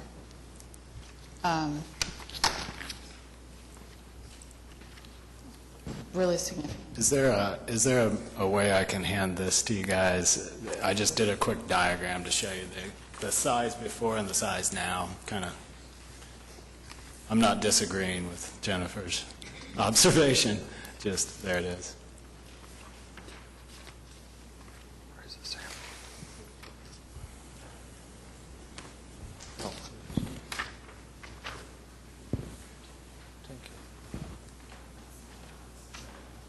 Yep.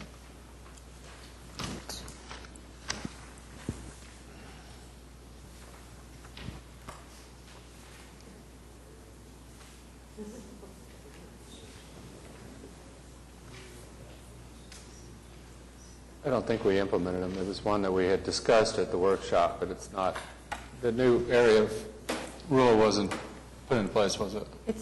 Well, we did draft something, but it's not in effect yet. Right. Yeah. Okay. It's working its way through the process. Right. Okay. Here, what is that rule now? I can't remember. 50%? Don't ask me what that rule is right now. It's too early, okay, so it doesn't apply. I mean, a 6 and a 7 foot increase doesn't seem that extreme if you look at the size of the existing historic garage. It's 30% increase on the side, but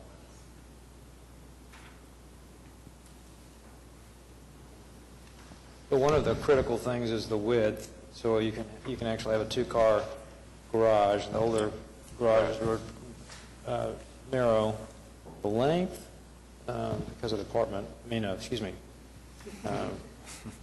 whatever you want to call that, living space or whatever, is the key, I guess. But again, to me, it doesn't strike me as overly significant.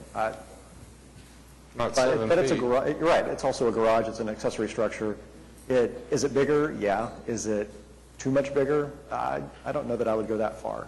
Without having that specific guideline that we talked about implementing in place, it's very much a judgment call at this point. I would lean on the side that it's not that much bigger. Well, I think when you look at the design, it looks, you get that impression because it's already kind of tight back there. Right. But adding 7 feet is not going to change the landscape of the world. Right. So I guess, yeah, to me, really the width, but the width of this thing is critical because, like I said, it's necessary. Is necessary because it covered more than half the width of the lot, but that's the way it is, 24 feet. You could go to 20, probably. What is a two-car garage? Is it 20 or 22, really, You can do 20. to make a two-car? Just looking at the site plan, it just seems so long to the property in relationship to the house. Right, but it already is because they're only adding 7 feet to it. That's why I think it looks like they're taking over everything, but a lot of that's already existing. Is this site plan with the new length of 40 feet? The site plan shows 40 feet. the 40-foot plan, yeah. Do we know if the garage that was demolished, I don't remember from the previous, when we've heard it before, had it been enlarged? Because that 33-foot by whatever it is, 18-foot, seems much larger than what's in the Sanborn map as the garage. I do not know if that one had been enlarged, and the demolition, I believe, was a while ago. We didn't have ready access to approval for the demolition of that. It did have, the Sanborn maps do show like a dwelling and garage going back to 22, so it was probably a decent size. It was definitely bigger than our little one-car garages. And those Sanborn maps are not drawn to scale. Right. But it just doesn't look as... But it's to the scale of the main building, though. Right. I mean...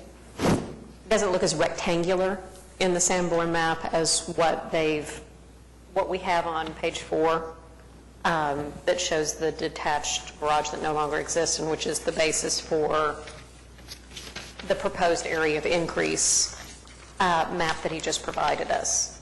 And I guess what I would say is, yeah, it's only 7 feet in one direction, 6 feet in another, but that does add 376 square feet that is no longer green space. I mean, so it doesn't seem like a lot, but it does... Takes up the site. It does take up quite a bit of the site. Right, but we get into the debate that we did in the workshop, with if you're going to expand the garage and still not be able to park the car in it, it defeats the purpose of expanding your garage. But if you do just the width to 22 to 24, you don't have that mass in the back, which I feel better about myself. But it's a mass in the back. At that point, does it really matter? I would prefer to make it narrower. 20 or 22, probably not a big deal, 2 feet. It's a nice garage. Any further comments or questions, concerns? Was there a question about where the garage is going to be located, like in an east-west direction, how far off the property line? Is that still a part of that was one of the 3 concerns that the gentleman mentioned. Is that? I think that starts to deal with the fence issue, but we're planning on putting the garage 3 feet off the property line. Okay, so whatever fence happens is part of that separate discussion. That's good. We're not through moving the garage staff today as a part of. Okay. Is there any sort of side yard setback required, or you just arbitrate to pick 3 feet? I think 3 feet is the requirement, actually. So City won't let you build it on the property line anymore. That's true, right? Yeah. 3 feet setback.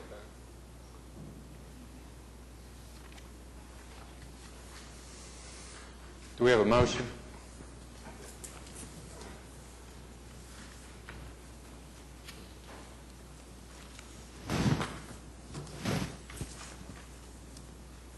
I move to approve HPCA 14-00055, item number 1, with the specific findings that I'm doing the right thing, that the proposed work will not have an adverse effect on the historic character of the district or property and complies with all relevant guidelines and sections in Municipal Code 2010, as referenced in Section C of the staff report, with specific findings numbered 1 and 3. Okay, we have a motion by Jeffrey Parks for approval of 14-55, item number 1. Do we have a second? Second. Second by Alan Brown. All those in favor say aye. Aye. All those opposed, nay. Nay. Motion passes. Thank you. thank you.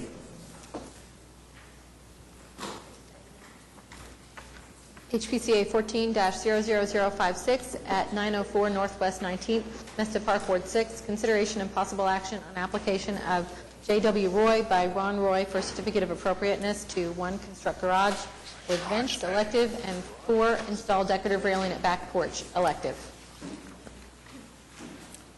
My name is Ron Roy, and I'm here for 904 Northwest 19th.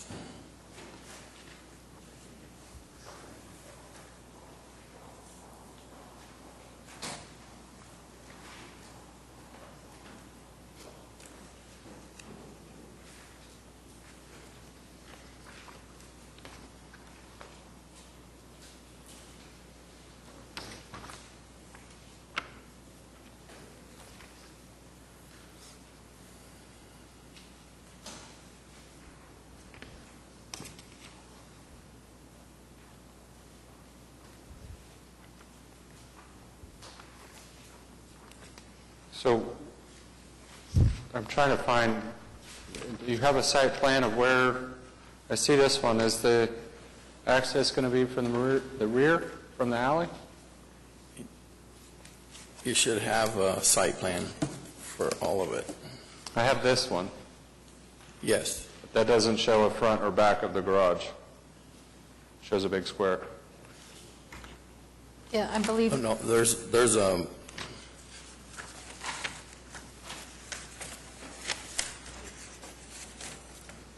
there was a site plan for the garage. I believe the garage is facing east, and they have alley access. Right. Oh, okay, it'll face, okay. Yeah, you can come in from the south. There's an alley at the back.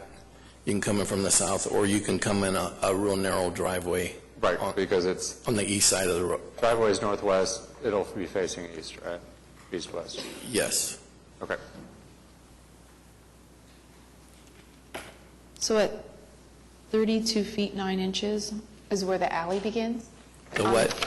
The 32 feet 9 inches is where the alley begins? Yes, ma'am. Okay. So are you proposing a drive to your garage then? Excuse From me? the alley? I mean, The Yes. picture on the, Okay. the Yes, picture on the we're- screen is what's currently in the backyard, so there's, Oh, I'm sorry. Right. Thank you. So you're going to leave that like it is, you're just building the structure? Yes. Yeah, the slab is actually existing.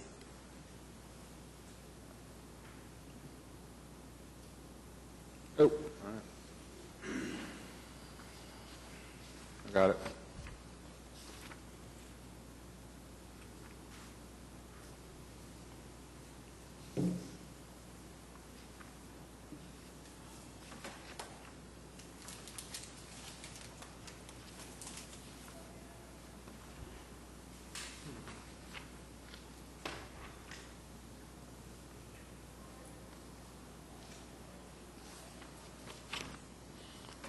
Any questions from the audience?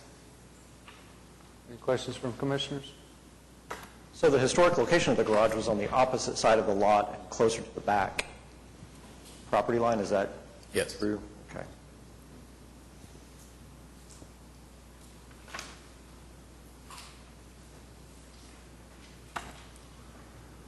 What do the west and south elevations look like? Are they blank? Yeah, the west would have probably been blank because there's no windows, and It'd be blank. the east was the door. Yeah, the east of the door. How about the south? Excuse me. South. The south elevation. also was blank because there was no Blank. windows or anything. So blank, okay. Right. Okay.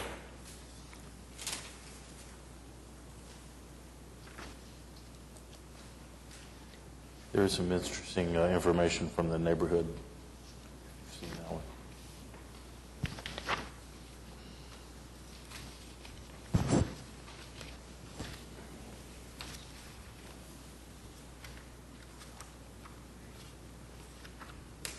Gravel and It's already gravel.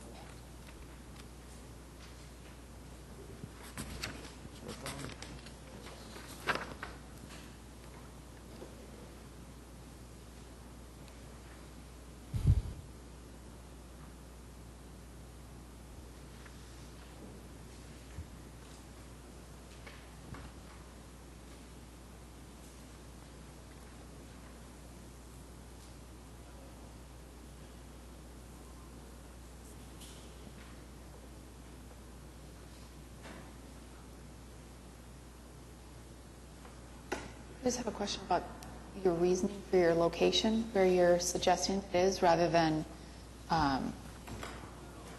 where it has been before. Is there a reason you haven't moved forward or back, sorry, to the other side?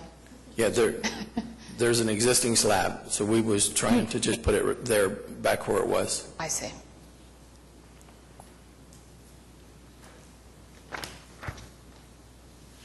You say back where it was, is there a... Well, there was a carport there at one time, and we removed the carport. Is that where that shed or whatever that is now? The shed sits just south of it, on the edge of the concrete slab, and that shed will be removed. It's going to be gone.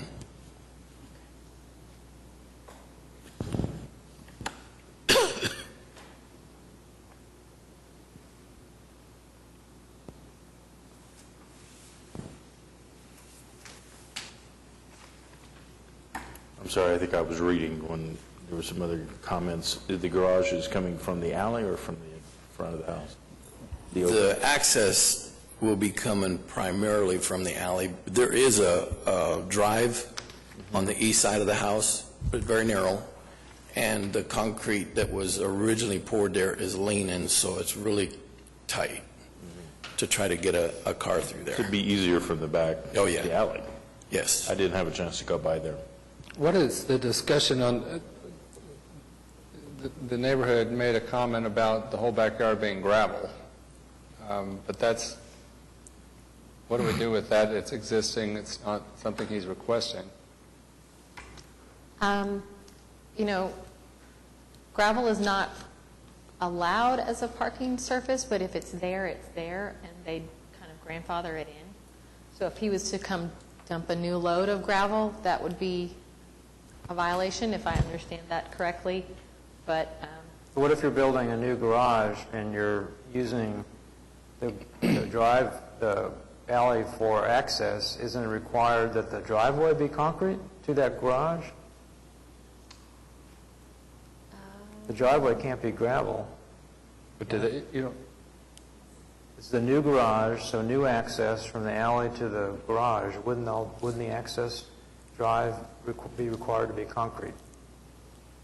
Angela? I don't know. I actually don't know what their requirements I think it would be. for a driveway I in think it would relation be. to building a new See, right garage. now, it's not technically a driveway, I don't think. It's just gravel in the back. So it's okay for the last 20 years that it's this way. It's not okay. But if we, It's not okay, but it's there. You lose your if we grandfather put up if a you new start- structure that actually makes everything better, The new structure But you is can lose your grandfathering because you're I putting got new you. structures a in. new use. I got you. So the gravel and/or a new driveway are not part of what he's applied for at this point. I would say those are things that if he goes to pull his building permit and they say you can't have your permit until you put in a driveway, those would be addressed after the fact. But we can certainly approve construction of the garage or make whatever comments we have about the design of the location and address the driveway issue if and when it comes up. So then the location for the garage, you're planning on using the existing concrete slab Yes, sir. for the floor of the garage? Yes. I guess one thing, though, I mean, we had that shed earlier that we had a problem with because it was too close to the garage. This would not be a normal place we would probably approve. The placement of a garage, the fact that there's a slab there that wasn't a previous garage, I'm not sure makes a difference. I think that's my concern as well. If that slab was just a carport and not a garage, and 4.3 says newer replacement garages will follow the historic setback. 4.4 talks about approximate original configuration. There's nothing about this that matches up with what we know about where the original garage was located. There was really never a garage. It was a carport. Yeah, It was just a metal canopy. That's kind of our point, is that that would not be a normal placement for a garage. Right. And the fact that there's a slab there, sometimes if it was a slab from an original historic garage, although the garage has been gone, but that slab's still there, then that might be justification to build right there. But this has not ever been a garage. It's not a normal placement for a garage. And the whole thing's kind of unique, but... Right. And in at least in 1922, the historic garage location was at the opposite corner of the lot in this back corner on the opposite side from the proposed location. Which aligns with the actual concrete driveway, the street. So that's, I would say it's a historic location.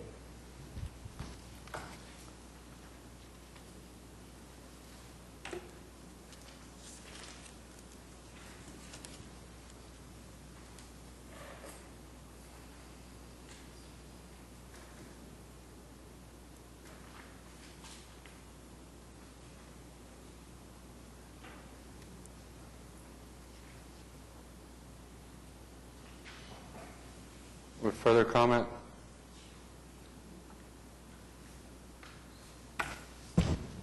Well, the design of the garage, I really don't have, it looks like a, it's like a typical garage. I have to look at the garage door information, but I think the placement is what we're all talking about. Right. Well, the problem with placing it where you're talking about placing it is it would be difficult to try to access it from the front, and you basically have to then. Because of the state of the existing driveway? Exactly. It's very difficult. Could it be where you have it, but closer to the back property line? Excuse me? Could it be on the opposite side, but closer to the property line? You mean on the same side as? Sure. I mean, there's. Could you scoot it back? Is that possible? Yes, there's no question. It could be placed out in the southwest corner, I guess, is the corner you're talking about. Yeah, like on the other side of the shed? Right. Would you have a problem with that adjustment? If that's what we got to do, that's what we got to do. I understand the slabs there. It'd be nice to be able to use the existing slab, but we can't right. Maybe make that. The existing slab isn't that big, is it? You'd have to expand it. It's, right, we got to put footings around it. Okay. How big is that slab? It's 20 by 20 at the present time.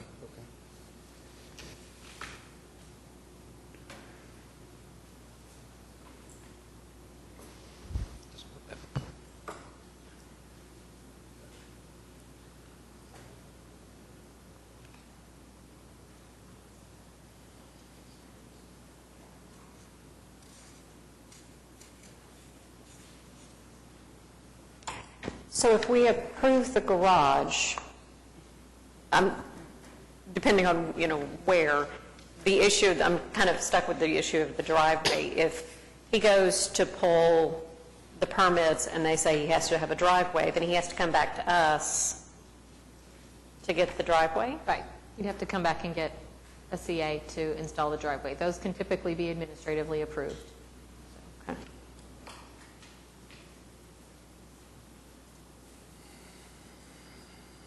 So do we have comments from the commission if it's moved back? Does that alleviate some of the concerns? Yes. Okay.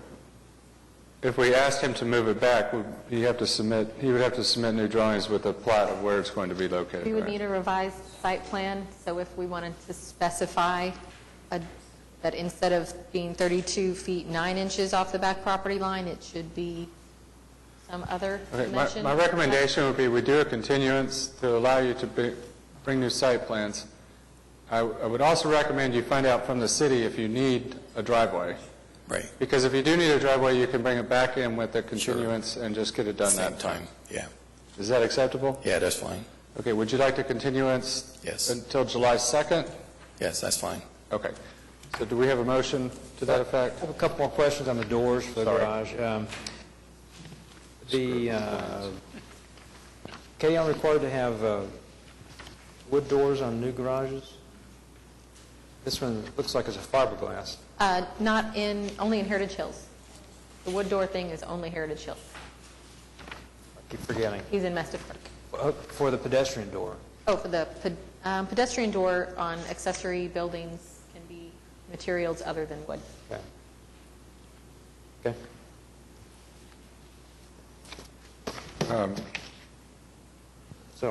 Okay, we still have the decorative railing. Let's do a motion for continuance until July 2nd on the construction of the garage. Do I have a motion? So moved. Okay, we have a motion for continuance on 14-56, item number 1, continuance until July 2nd by Jennifer Bourne. Do we have a second? Second. Second by Alan Brown. All those in favor say aye. Aye. All those opposed, nay. Motion passes. So install decorative railing around back porch.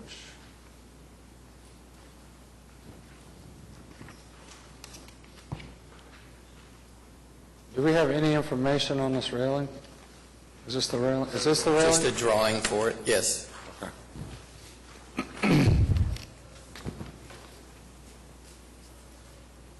Is that wood? Yes, yes, it's 2x4s top bottom, and it's 2x4s turned sideways, cut on a 45. This,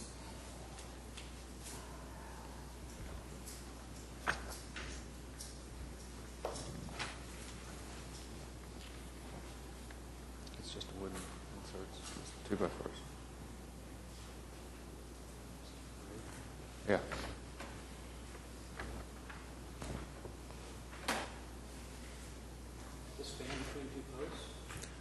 Does it span between two posts? Is that what I'm seeing there? yes, There it is, there's a photograph of the back of the house. So it spans between those two right posts. yes. It would be the 2 right posts, and then from the post to the house. And back to the house. Yes.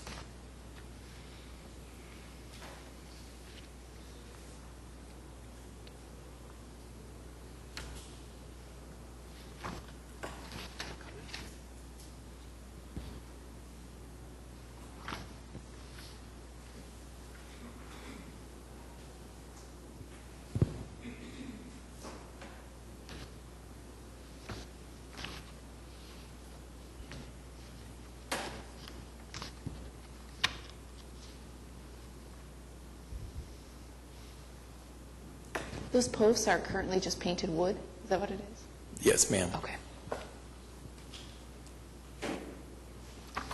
And this back porch is visible from adjacent properties through, that's kind of why. Their back door maybe, but not from the front.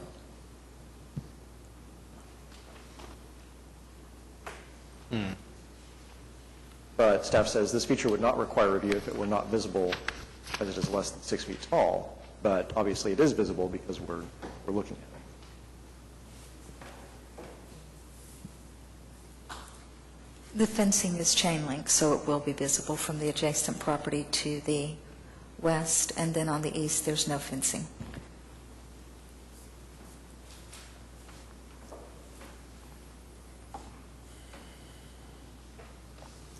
That's not a railing design that we usually see on a historic property, I don't think.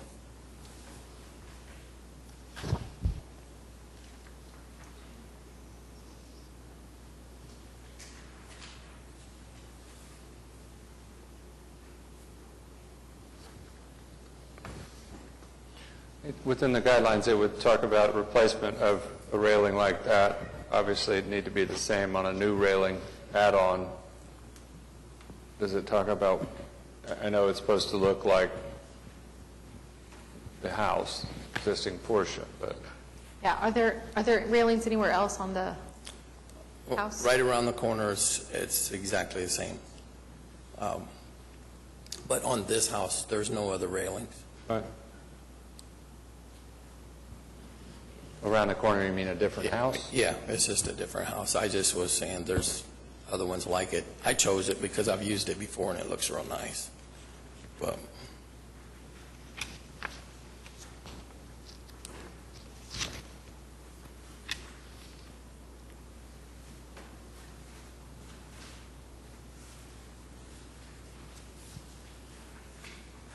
Yeah, our guidelines that relate to porch railings, columns, are really mostly address existing historic porch railings and columns and replacing those, bringing those up to code, that sort of thing. We don't really have a lot of guidance on installing a new railing where presumably there never was one, especially on a patio at the rear of the structure. How high is the patio up off the ground? 10 inches. about a foot. It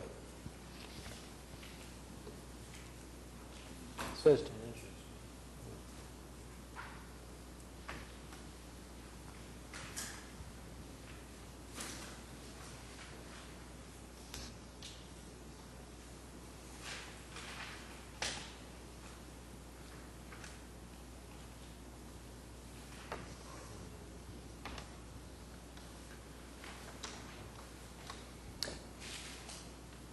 Go ahead. He's done. Yeah, I think we need to see something that's more compatible with the house and with the historic district, since it's visible from other properties. I don't think we can approve the one that you've submitted. That would be my opinion.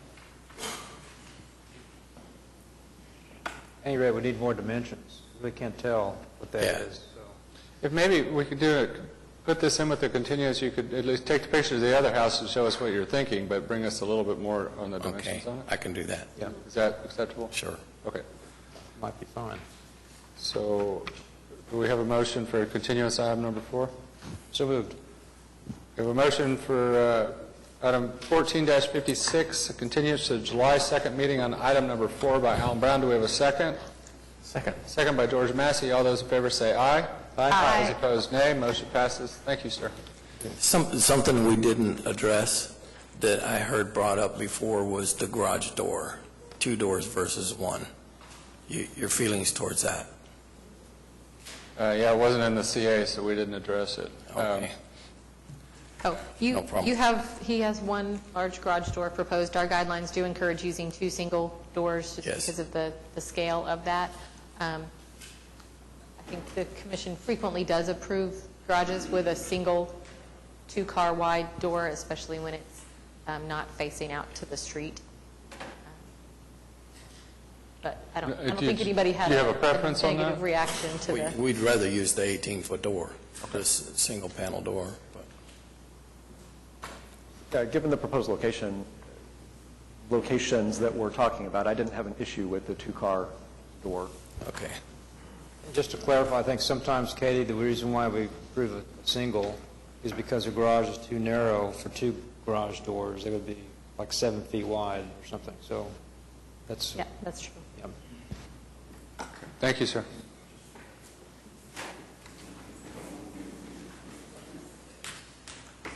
HPCA 14-00058 at 821 Northwest 38th Street, Crown Heights, Ward 2. Consideration and possible action on application of Jay Walters and Stacy Coleman by Chad Kramer for certificate of appropriateness to 1, extend east wall elective, 2, add windows and French doors to east wall elective, 3, alter west wall including windows elective. This is a property that has apparently been altered numerous times, extending, connecting to the garage and having a breezeway and then enclosing the breezeway and then enclosing the breezeway some more. So staff certainly felt in writing this up like there was some room there for some flexibility with changes because there's not a lot of historic fabric in that back area, which is not readily visible anyway. What is that?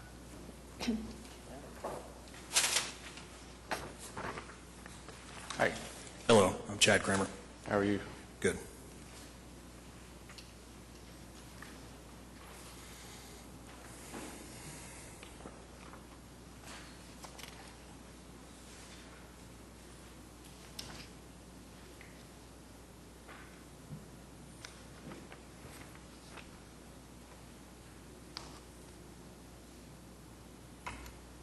I think some of the elevations and plans can be kind of hard to decipher because it's changing Yeah. the I'm locations of too the old walls. to If you read want to these. kind of look at the pictures on the slides, we can maybe try to say what's happening. So this one right here, this wall, that wall's not moving, but they're going to make the lower portion there that's clearly been altered, it's like screened in, enclosed, that'll just be siding that matches all the way down the side of the house, and then they'll have windows to go into that wall. And the elevation of that is page,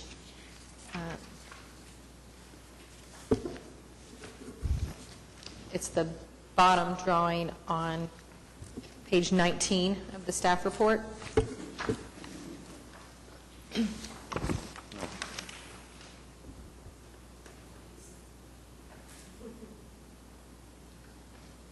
So that is a porch right now, right? So my understanding is it is enclosed. It is enclosed. There's like windows, those are windows. It is windows, and it is enclosed, and it's part of the interior living space. At some point, it was a breezeway, but then at some point, it's a living room now. And it was not original to the house to No. begin with, right? Okay. Do we have a picture of the side elevation above? Yes, so Paula, if you want to click a few more slides. Okay, so that's the other side, and the first floor of the wall that's inset there will come out to be flush with the wall where you see the French door, or the glass door. The second floor wall will stay where it is. So that first floor portion will bump out, and there'll be a sloping roof that goes back. And then they'll change that to have 2 French doors where there's now the interesting paneling and door, and then a window where the current door is. And that's the only new square footage. It's just Right, that, kind of that's in the that, only- in that notch, right? Correct. Yeah. Yep. Do you have any comments from the audience?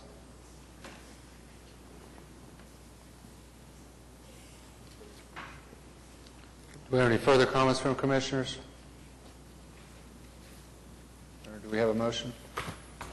I move to approve HPCA 14-00058, items 1 through 3, with unique circumstance, with the specific findings that the proposed work will not have an adverse effect on the historic character of the district or property, that the following unique circumstance exists, that the items do not strictly comply with all relevant guidelines or are not addressed by them, but are nonetheless consistent with the spirit and intent of the guidelines and are in compliance with the relevant sections of Municipal Code 2010, as referenced in Section C and D of the staff report.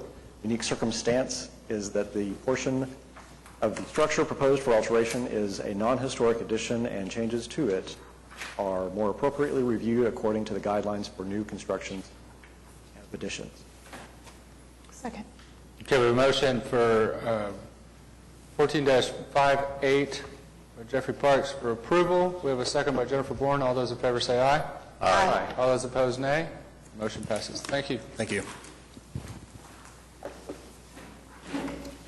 HPCA 14-00059 at 3120 North Harvey Parkway, Edgemere Park, Ward 2, consideration and possible action on application of Robert and Charlotte Mitchell by Greg Bristow of Red Eagle Construction for certificate of appropriateness to 1 demolished carriage house, elective.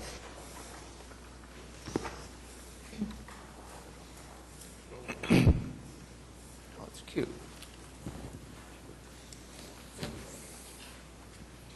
How are you? Hi, my name is David Reynolds. I'm owner of Red Eagle Construction. I'm here to represent the Mitchells on this project.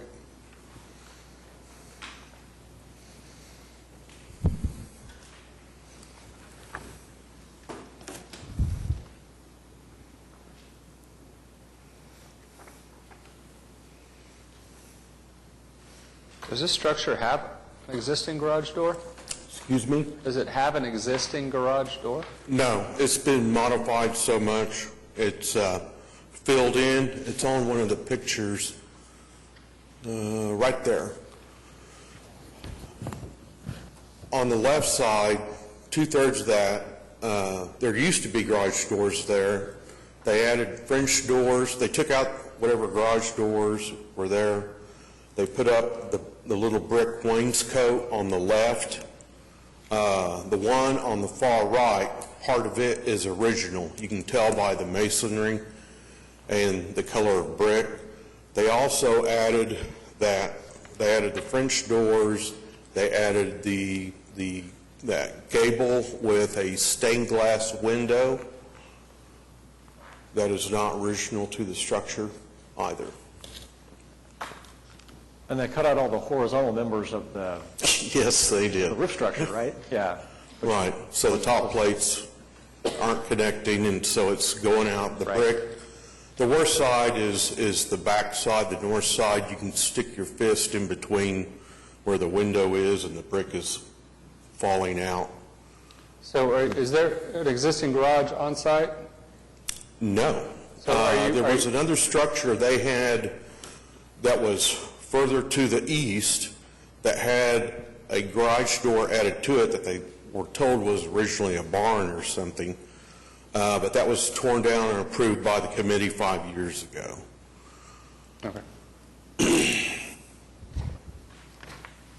This obviously is in such a state and has been modified so much on top of the structural issues that they didn't want to put any money well, you can't unless you, I mean, you have to take it down to put it back. All right. Is there an intention, or are you going to put a garage back after this? Yes, and we'd like to discuss that. We didn't come to the committee with a garage because we wanted to see if we didn't want to waste the client's money if this wasn't going to get approved to demolish. If you look on the site plan, we're proposing, I've been doing this over 20 years and been coming to the committee, and this is really unique property in that the driveway is on one side of the house, but in the backyard it curves around and the garage is on the other side. The main goal for the owners is the front part of the driveway is concrete and along the side of the house, but at some point when it curves, it turns into gravel. And you might be able to see that on one of the pictures. And what they're trying to do is, one, get a functional garage, two, get rid of the hardscape that's back there, which is the gravel and part of the drive. So we'd like to build a new garage and turn it 90 degrees on the south side, right, and you would see it through there. And that's what I'd like to get a little feedback from the commission on what you thought about that. They'd like to go back with a 3-car garage and living upstairs. On the existing structure, it used to be a garage with a living on the east end. I've done other projects. I've worked in the HP district over 20 years, and I've done a few garages that were just single-story, and they were approved to come back 2-story. 700 Northwest 15th, 611 Northwest 15th, and I can't remember the others, addresses off the top of my head, but some surrounding houses here have 2-car garages as well on the same block. And I would say it's befitting the size of the lot and befitting the size of the house. Love the HP district. Family's been here 6 generations. I wouldn't propose something that was out of scale, that I didn't honestly feel was a sore thumb to the neighborhood. But we'd like to get some feedback on building the garage back as a 3-car garage with the living quarters on top, considering that you're going to accept demoing the existing structure. I think we probably ought to first get a motion on the demolition that's proposed, and then I really don't know that the commission can provide much feedback other than to say we have guidelines about where you can have a 2-story garage and where you can't, and staff can help you with those, and then...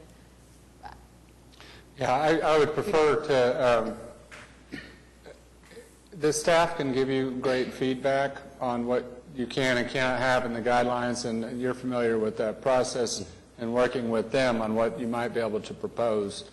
And we try not to do that from the bench just because of the time constraints that we have. Okay. So if you don't mind, let's go ahead and approve or make a motion on the demolition. You can get with staff and try to propose a new construction if that's the will of the commission, and then you can bring this back to us and we'll go from there if that's acceptable. Okay. Great. So do we have a motion on the CA? Yeah. Yeah, I agree with the neighborhood committee. It's a shame, it's kind of a neat little building, but it's been altered.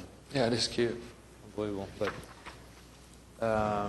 so I move we approve HPCA 59 for item number 1, demolish the carriage house. Okay, we have a motion 14-59. Do I need to read all this? But this, You can say as referenced in the as staff report. as referenced in the staff report. We have a motion for approval of the demolition for 14-59 by Alan Brown. Do we have a second? Second. Second by George Massey. All those in favor say aye. Aye. All those opposed, nay. Motion passes. Thank you, sir. Thank you. Roland would say you need to read all that. Roland's not here. He's see probably what watching, happens and to he'll that. probably text you later. True. Hi, Roland. Yeah, he's gonna get you right.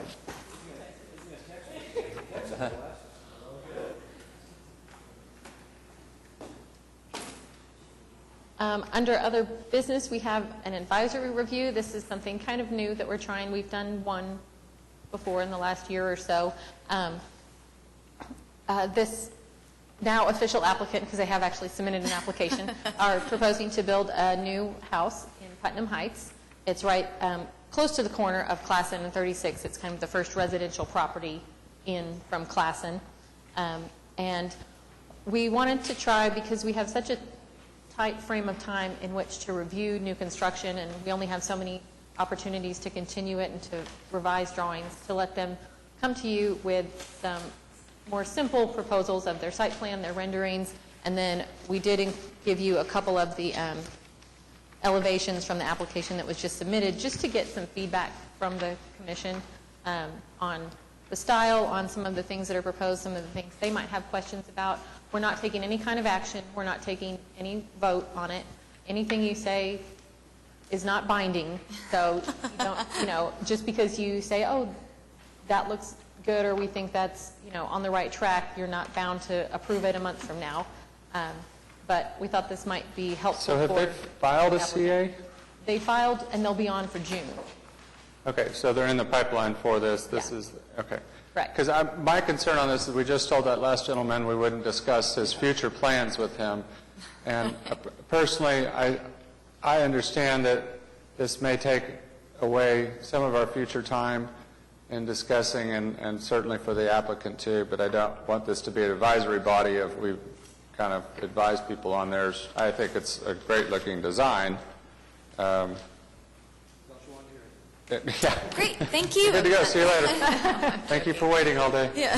So I know a couple of the things that we've discussed. Right now, they have proposed an attached garage as well as a detached garage. We typically don't see attached garages, at least not in this area and kind of the era of houses that are in this neighborhood. So wanted to get the commission's feedback on that. One of the other big issues that we've discussed is just the architectural style in general. They were going for kind of a Tudor style, which there are Tudor houses and many other style houses in Putnam Heights. On the block immediately around them, there really aren't Tudor. There are a lot of American Foursquare and some kind of colonial, federally revival kind of things. And we chose Tudor because in the guidelines, that was just one of the listed styles under Putnam Heights. So I have pictures, too, of where the other homes are located. I know they're not, the other Tudor homes are located. I have them here. Katie told There's me a to Tudor on 36 like a block and a half from here. Yes, there is. And I think those pictures, oh, no, they're not. I just have one set of the photos, but.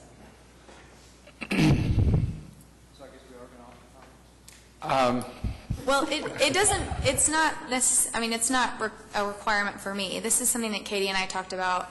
She suggested would be a good idea just to come with the initial kind of look of the home, make sure that we were in the right ballpark so that the first meeting, it wasn't this is nothing, don't even bother wasting your time. So that's kind of what my impression of was that this advisory part was just supposed to be, it's Tudor, or Tudor belongs or Tudor doesn't. So The previous applicant intentionally pulled their request for the construction of the garage, though.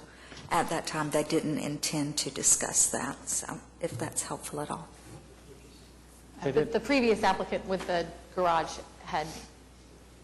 he was going to propose a garage and then decided not to. So that's why he was kind of bringing that up. That wasn't just completely out of the blue that, I think I'll build a garage now, let me ask you about that. But we don't have any documentation on that at all for you to consider. The thought behind this was that we've had several new construction projects lately that come in, they've gone to all the time, the effort, spent all the money on all of their plans and specifications, they've got all their materials selected, and the commission goes, we're never going to approve this. And then we have 2 meetings to fix it.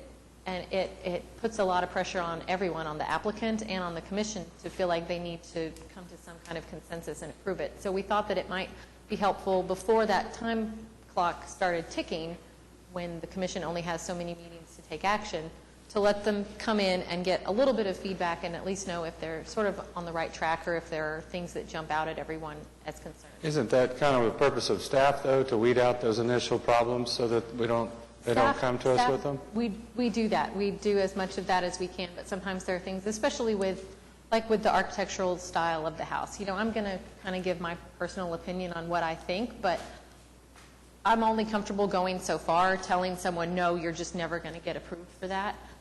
Those are decisions that kind of come from the commission. So.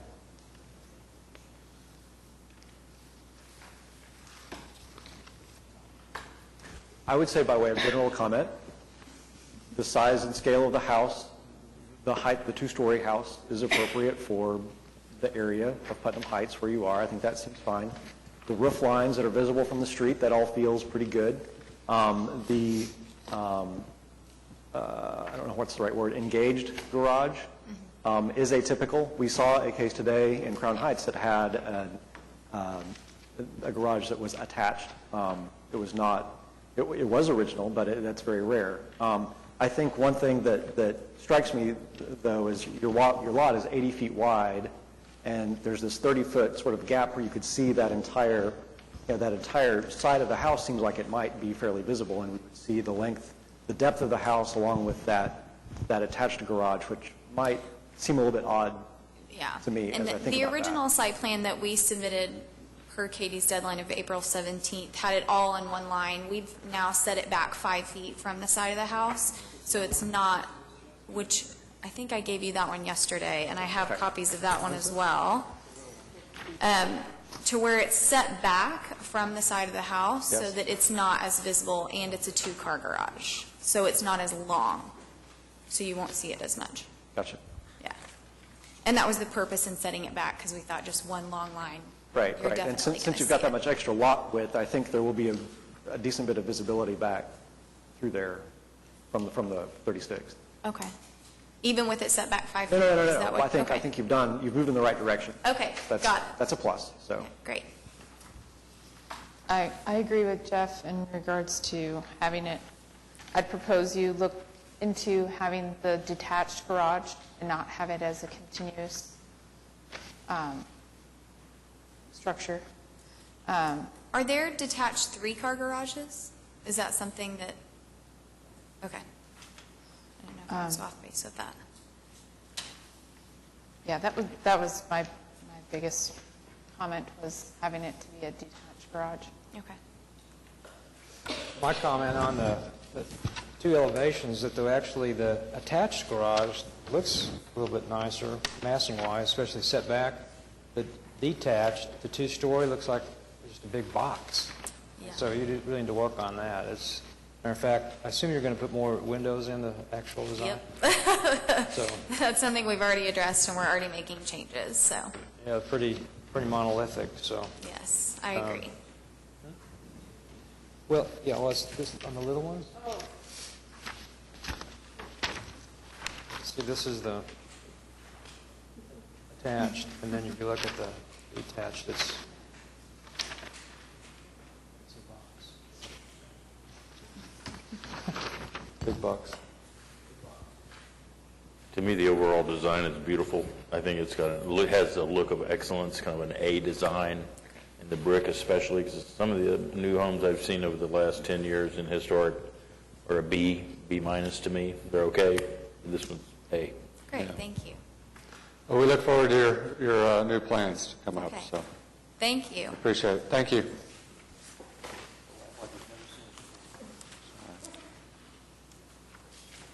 Communications and reports, administrative approvals are listed. Closed administratively, staff is announcing. Comments on 13-145? So this is kind of a new process where if we have an application that is incomplete that hangs around for a extended period of time, we're able to just go ahead and close it out and not continue tracking it. Sometimes we have someone file an application, they don't include all the information that we need, and we have to keep kind of hanging on to it for a very long time. So that's what that is. We wanted to just go ahead and include that information in case somebody was following that property. Okay. City council actions are listed. Public hearings. Board of Adjustment, 427 Northwest 14th. On April 17th, the Board of Adjustment was to hear an appeal. It was continued from the April 17th meeting to, I think it was actually continued to a May meeting, and then was continued again to June 5th. So that one keeps getting bumped, but we'll keep you updated on the status of that one. That was the replacement of steel windows. Oh, okay. Commission actually approved, so I'm going to be interested to see how they appeal the commission's approval of their project. But they were approved to do what they didn't actually want to do, so it'll be an interesting case. The special exception that we heard at the former Sunbeam properties was approved by the Board of Adjustment, so that will be moving forward. We'll be excited to see that project. That'll still come back to us for actual review of the designs and the renovation. And then the 216 Northwest 16th Street, that one has been withdrawn from Board of Adjustment because that's the one that came back to us with a new application and was approved for virtually the same thing. So they had previously appealed the Board of Adjustment, and that was on hold while they tried again with a new application. Katie, back up on city council items on SPUD 747. That one almost passed council. Yes, that was a close one. Yes. Can you kind of articulate those council people that voted to approve that property, why they wanted to do that? Why they wanted to Why they approve? thought that was appropriate, why against sort of our wishes and planning commission? You know, I don't know if I can tell you exactly what people were thinking. I know some of the discussion was obviously that it's a difficult corner, it's a difficult location, being adjacent to commercial properties, adjacent, you know, across 23rd Street and Broadway. I think there was some concern that the surrounding residents were not going to be happy with anything going there, whether it, you know, no matter what, right, other than single-family residential. So there was some sense of maybe that's never going to happen, so let's go ahead and improve this because this is at least a positive step forward for the corner as opposed to two vacant. So it's kind of a compromise. Sites. Let's Yeah. pull it from HP zoning and at least let But- something go there instead of it sitting vacant. I thought that was kind of disappointing, but I'm glad it did not move forward. So I was too. great, thank you. Municipal Councilor? Okay. Next, regularly scheduled meeting of the Historic Preservation Commission is June 4th, 2 p.m. municipal meeting. New applications for this meeting were received May 6th. New information on projects continued from today's meeting to the upcoming meeting must be submitted to staff by 4 p.m. Tuesday, May 13th. The next scheduled workshop for the Historic Preservation Commission is Wednesday, May 14th, 11:30 at 420 West Main Street, Suite 900. Any items from commissioners?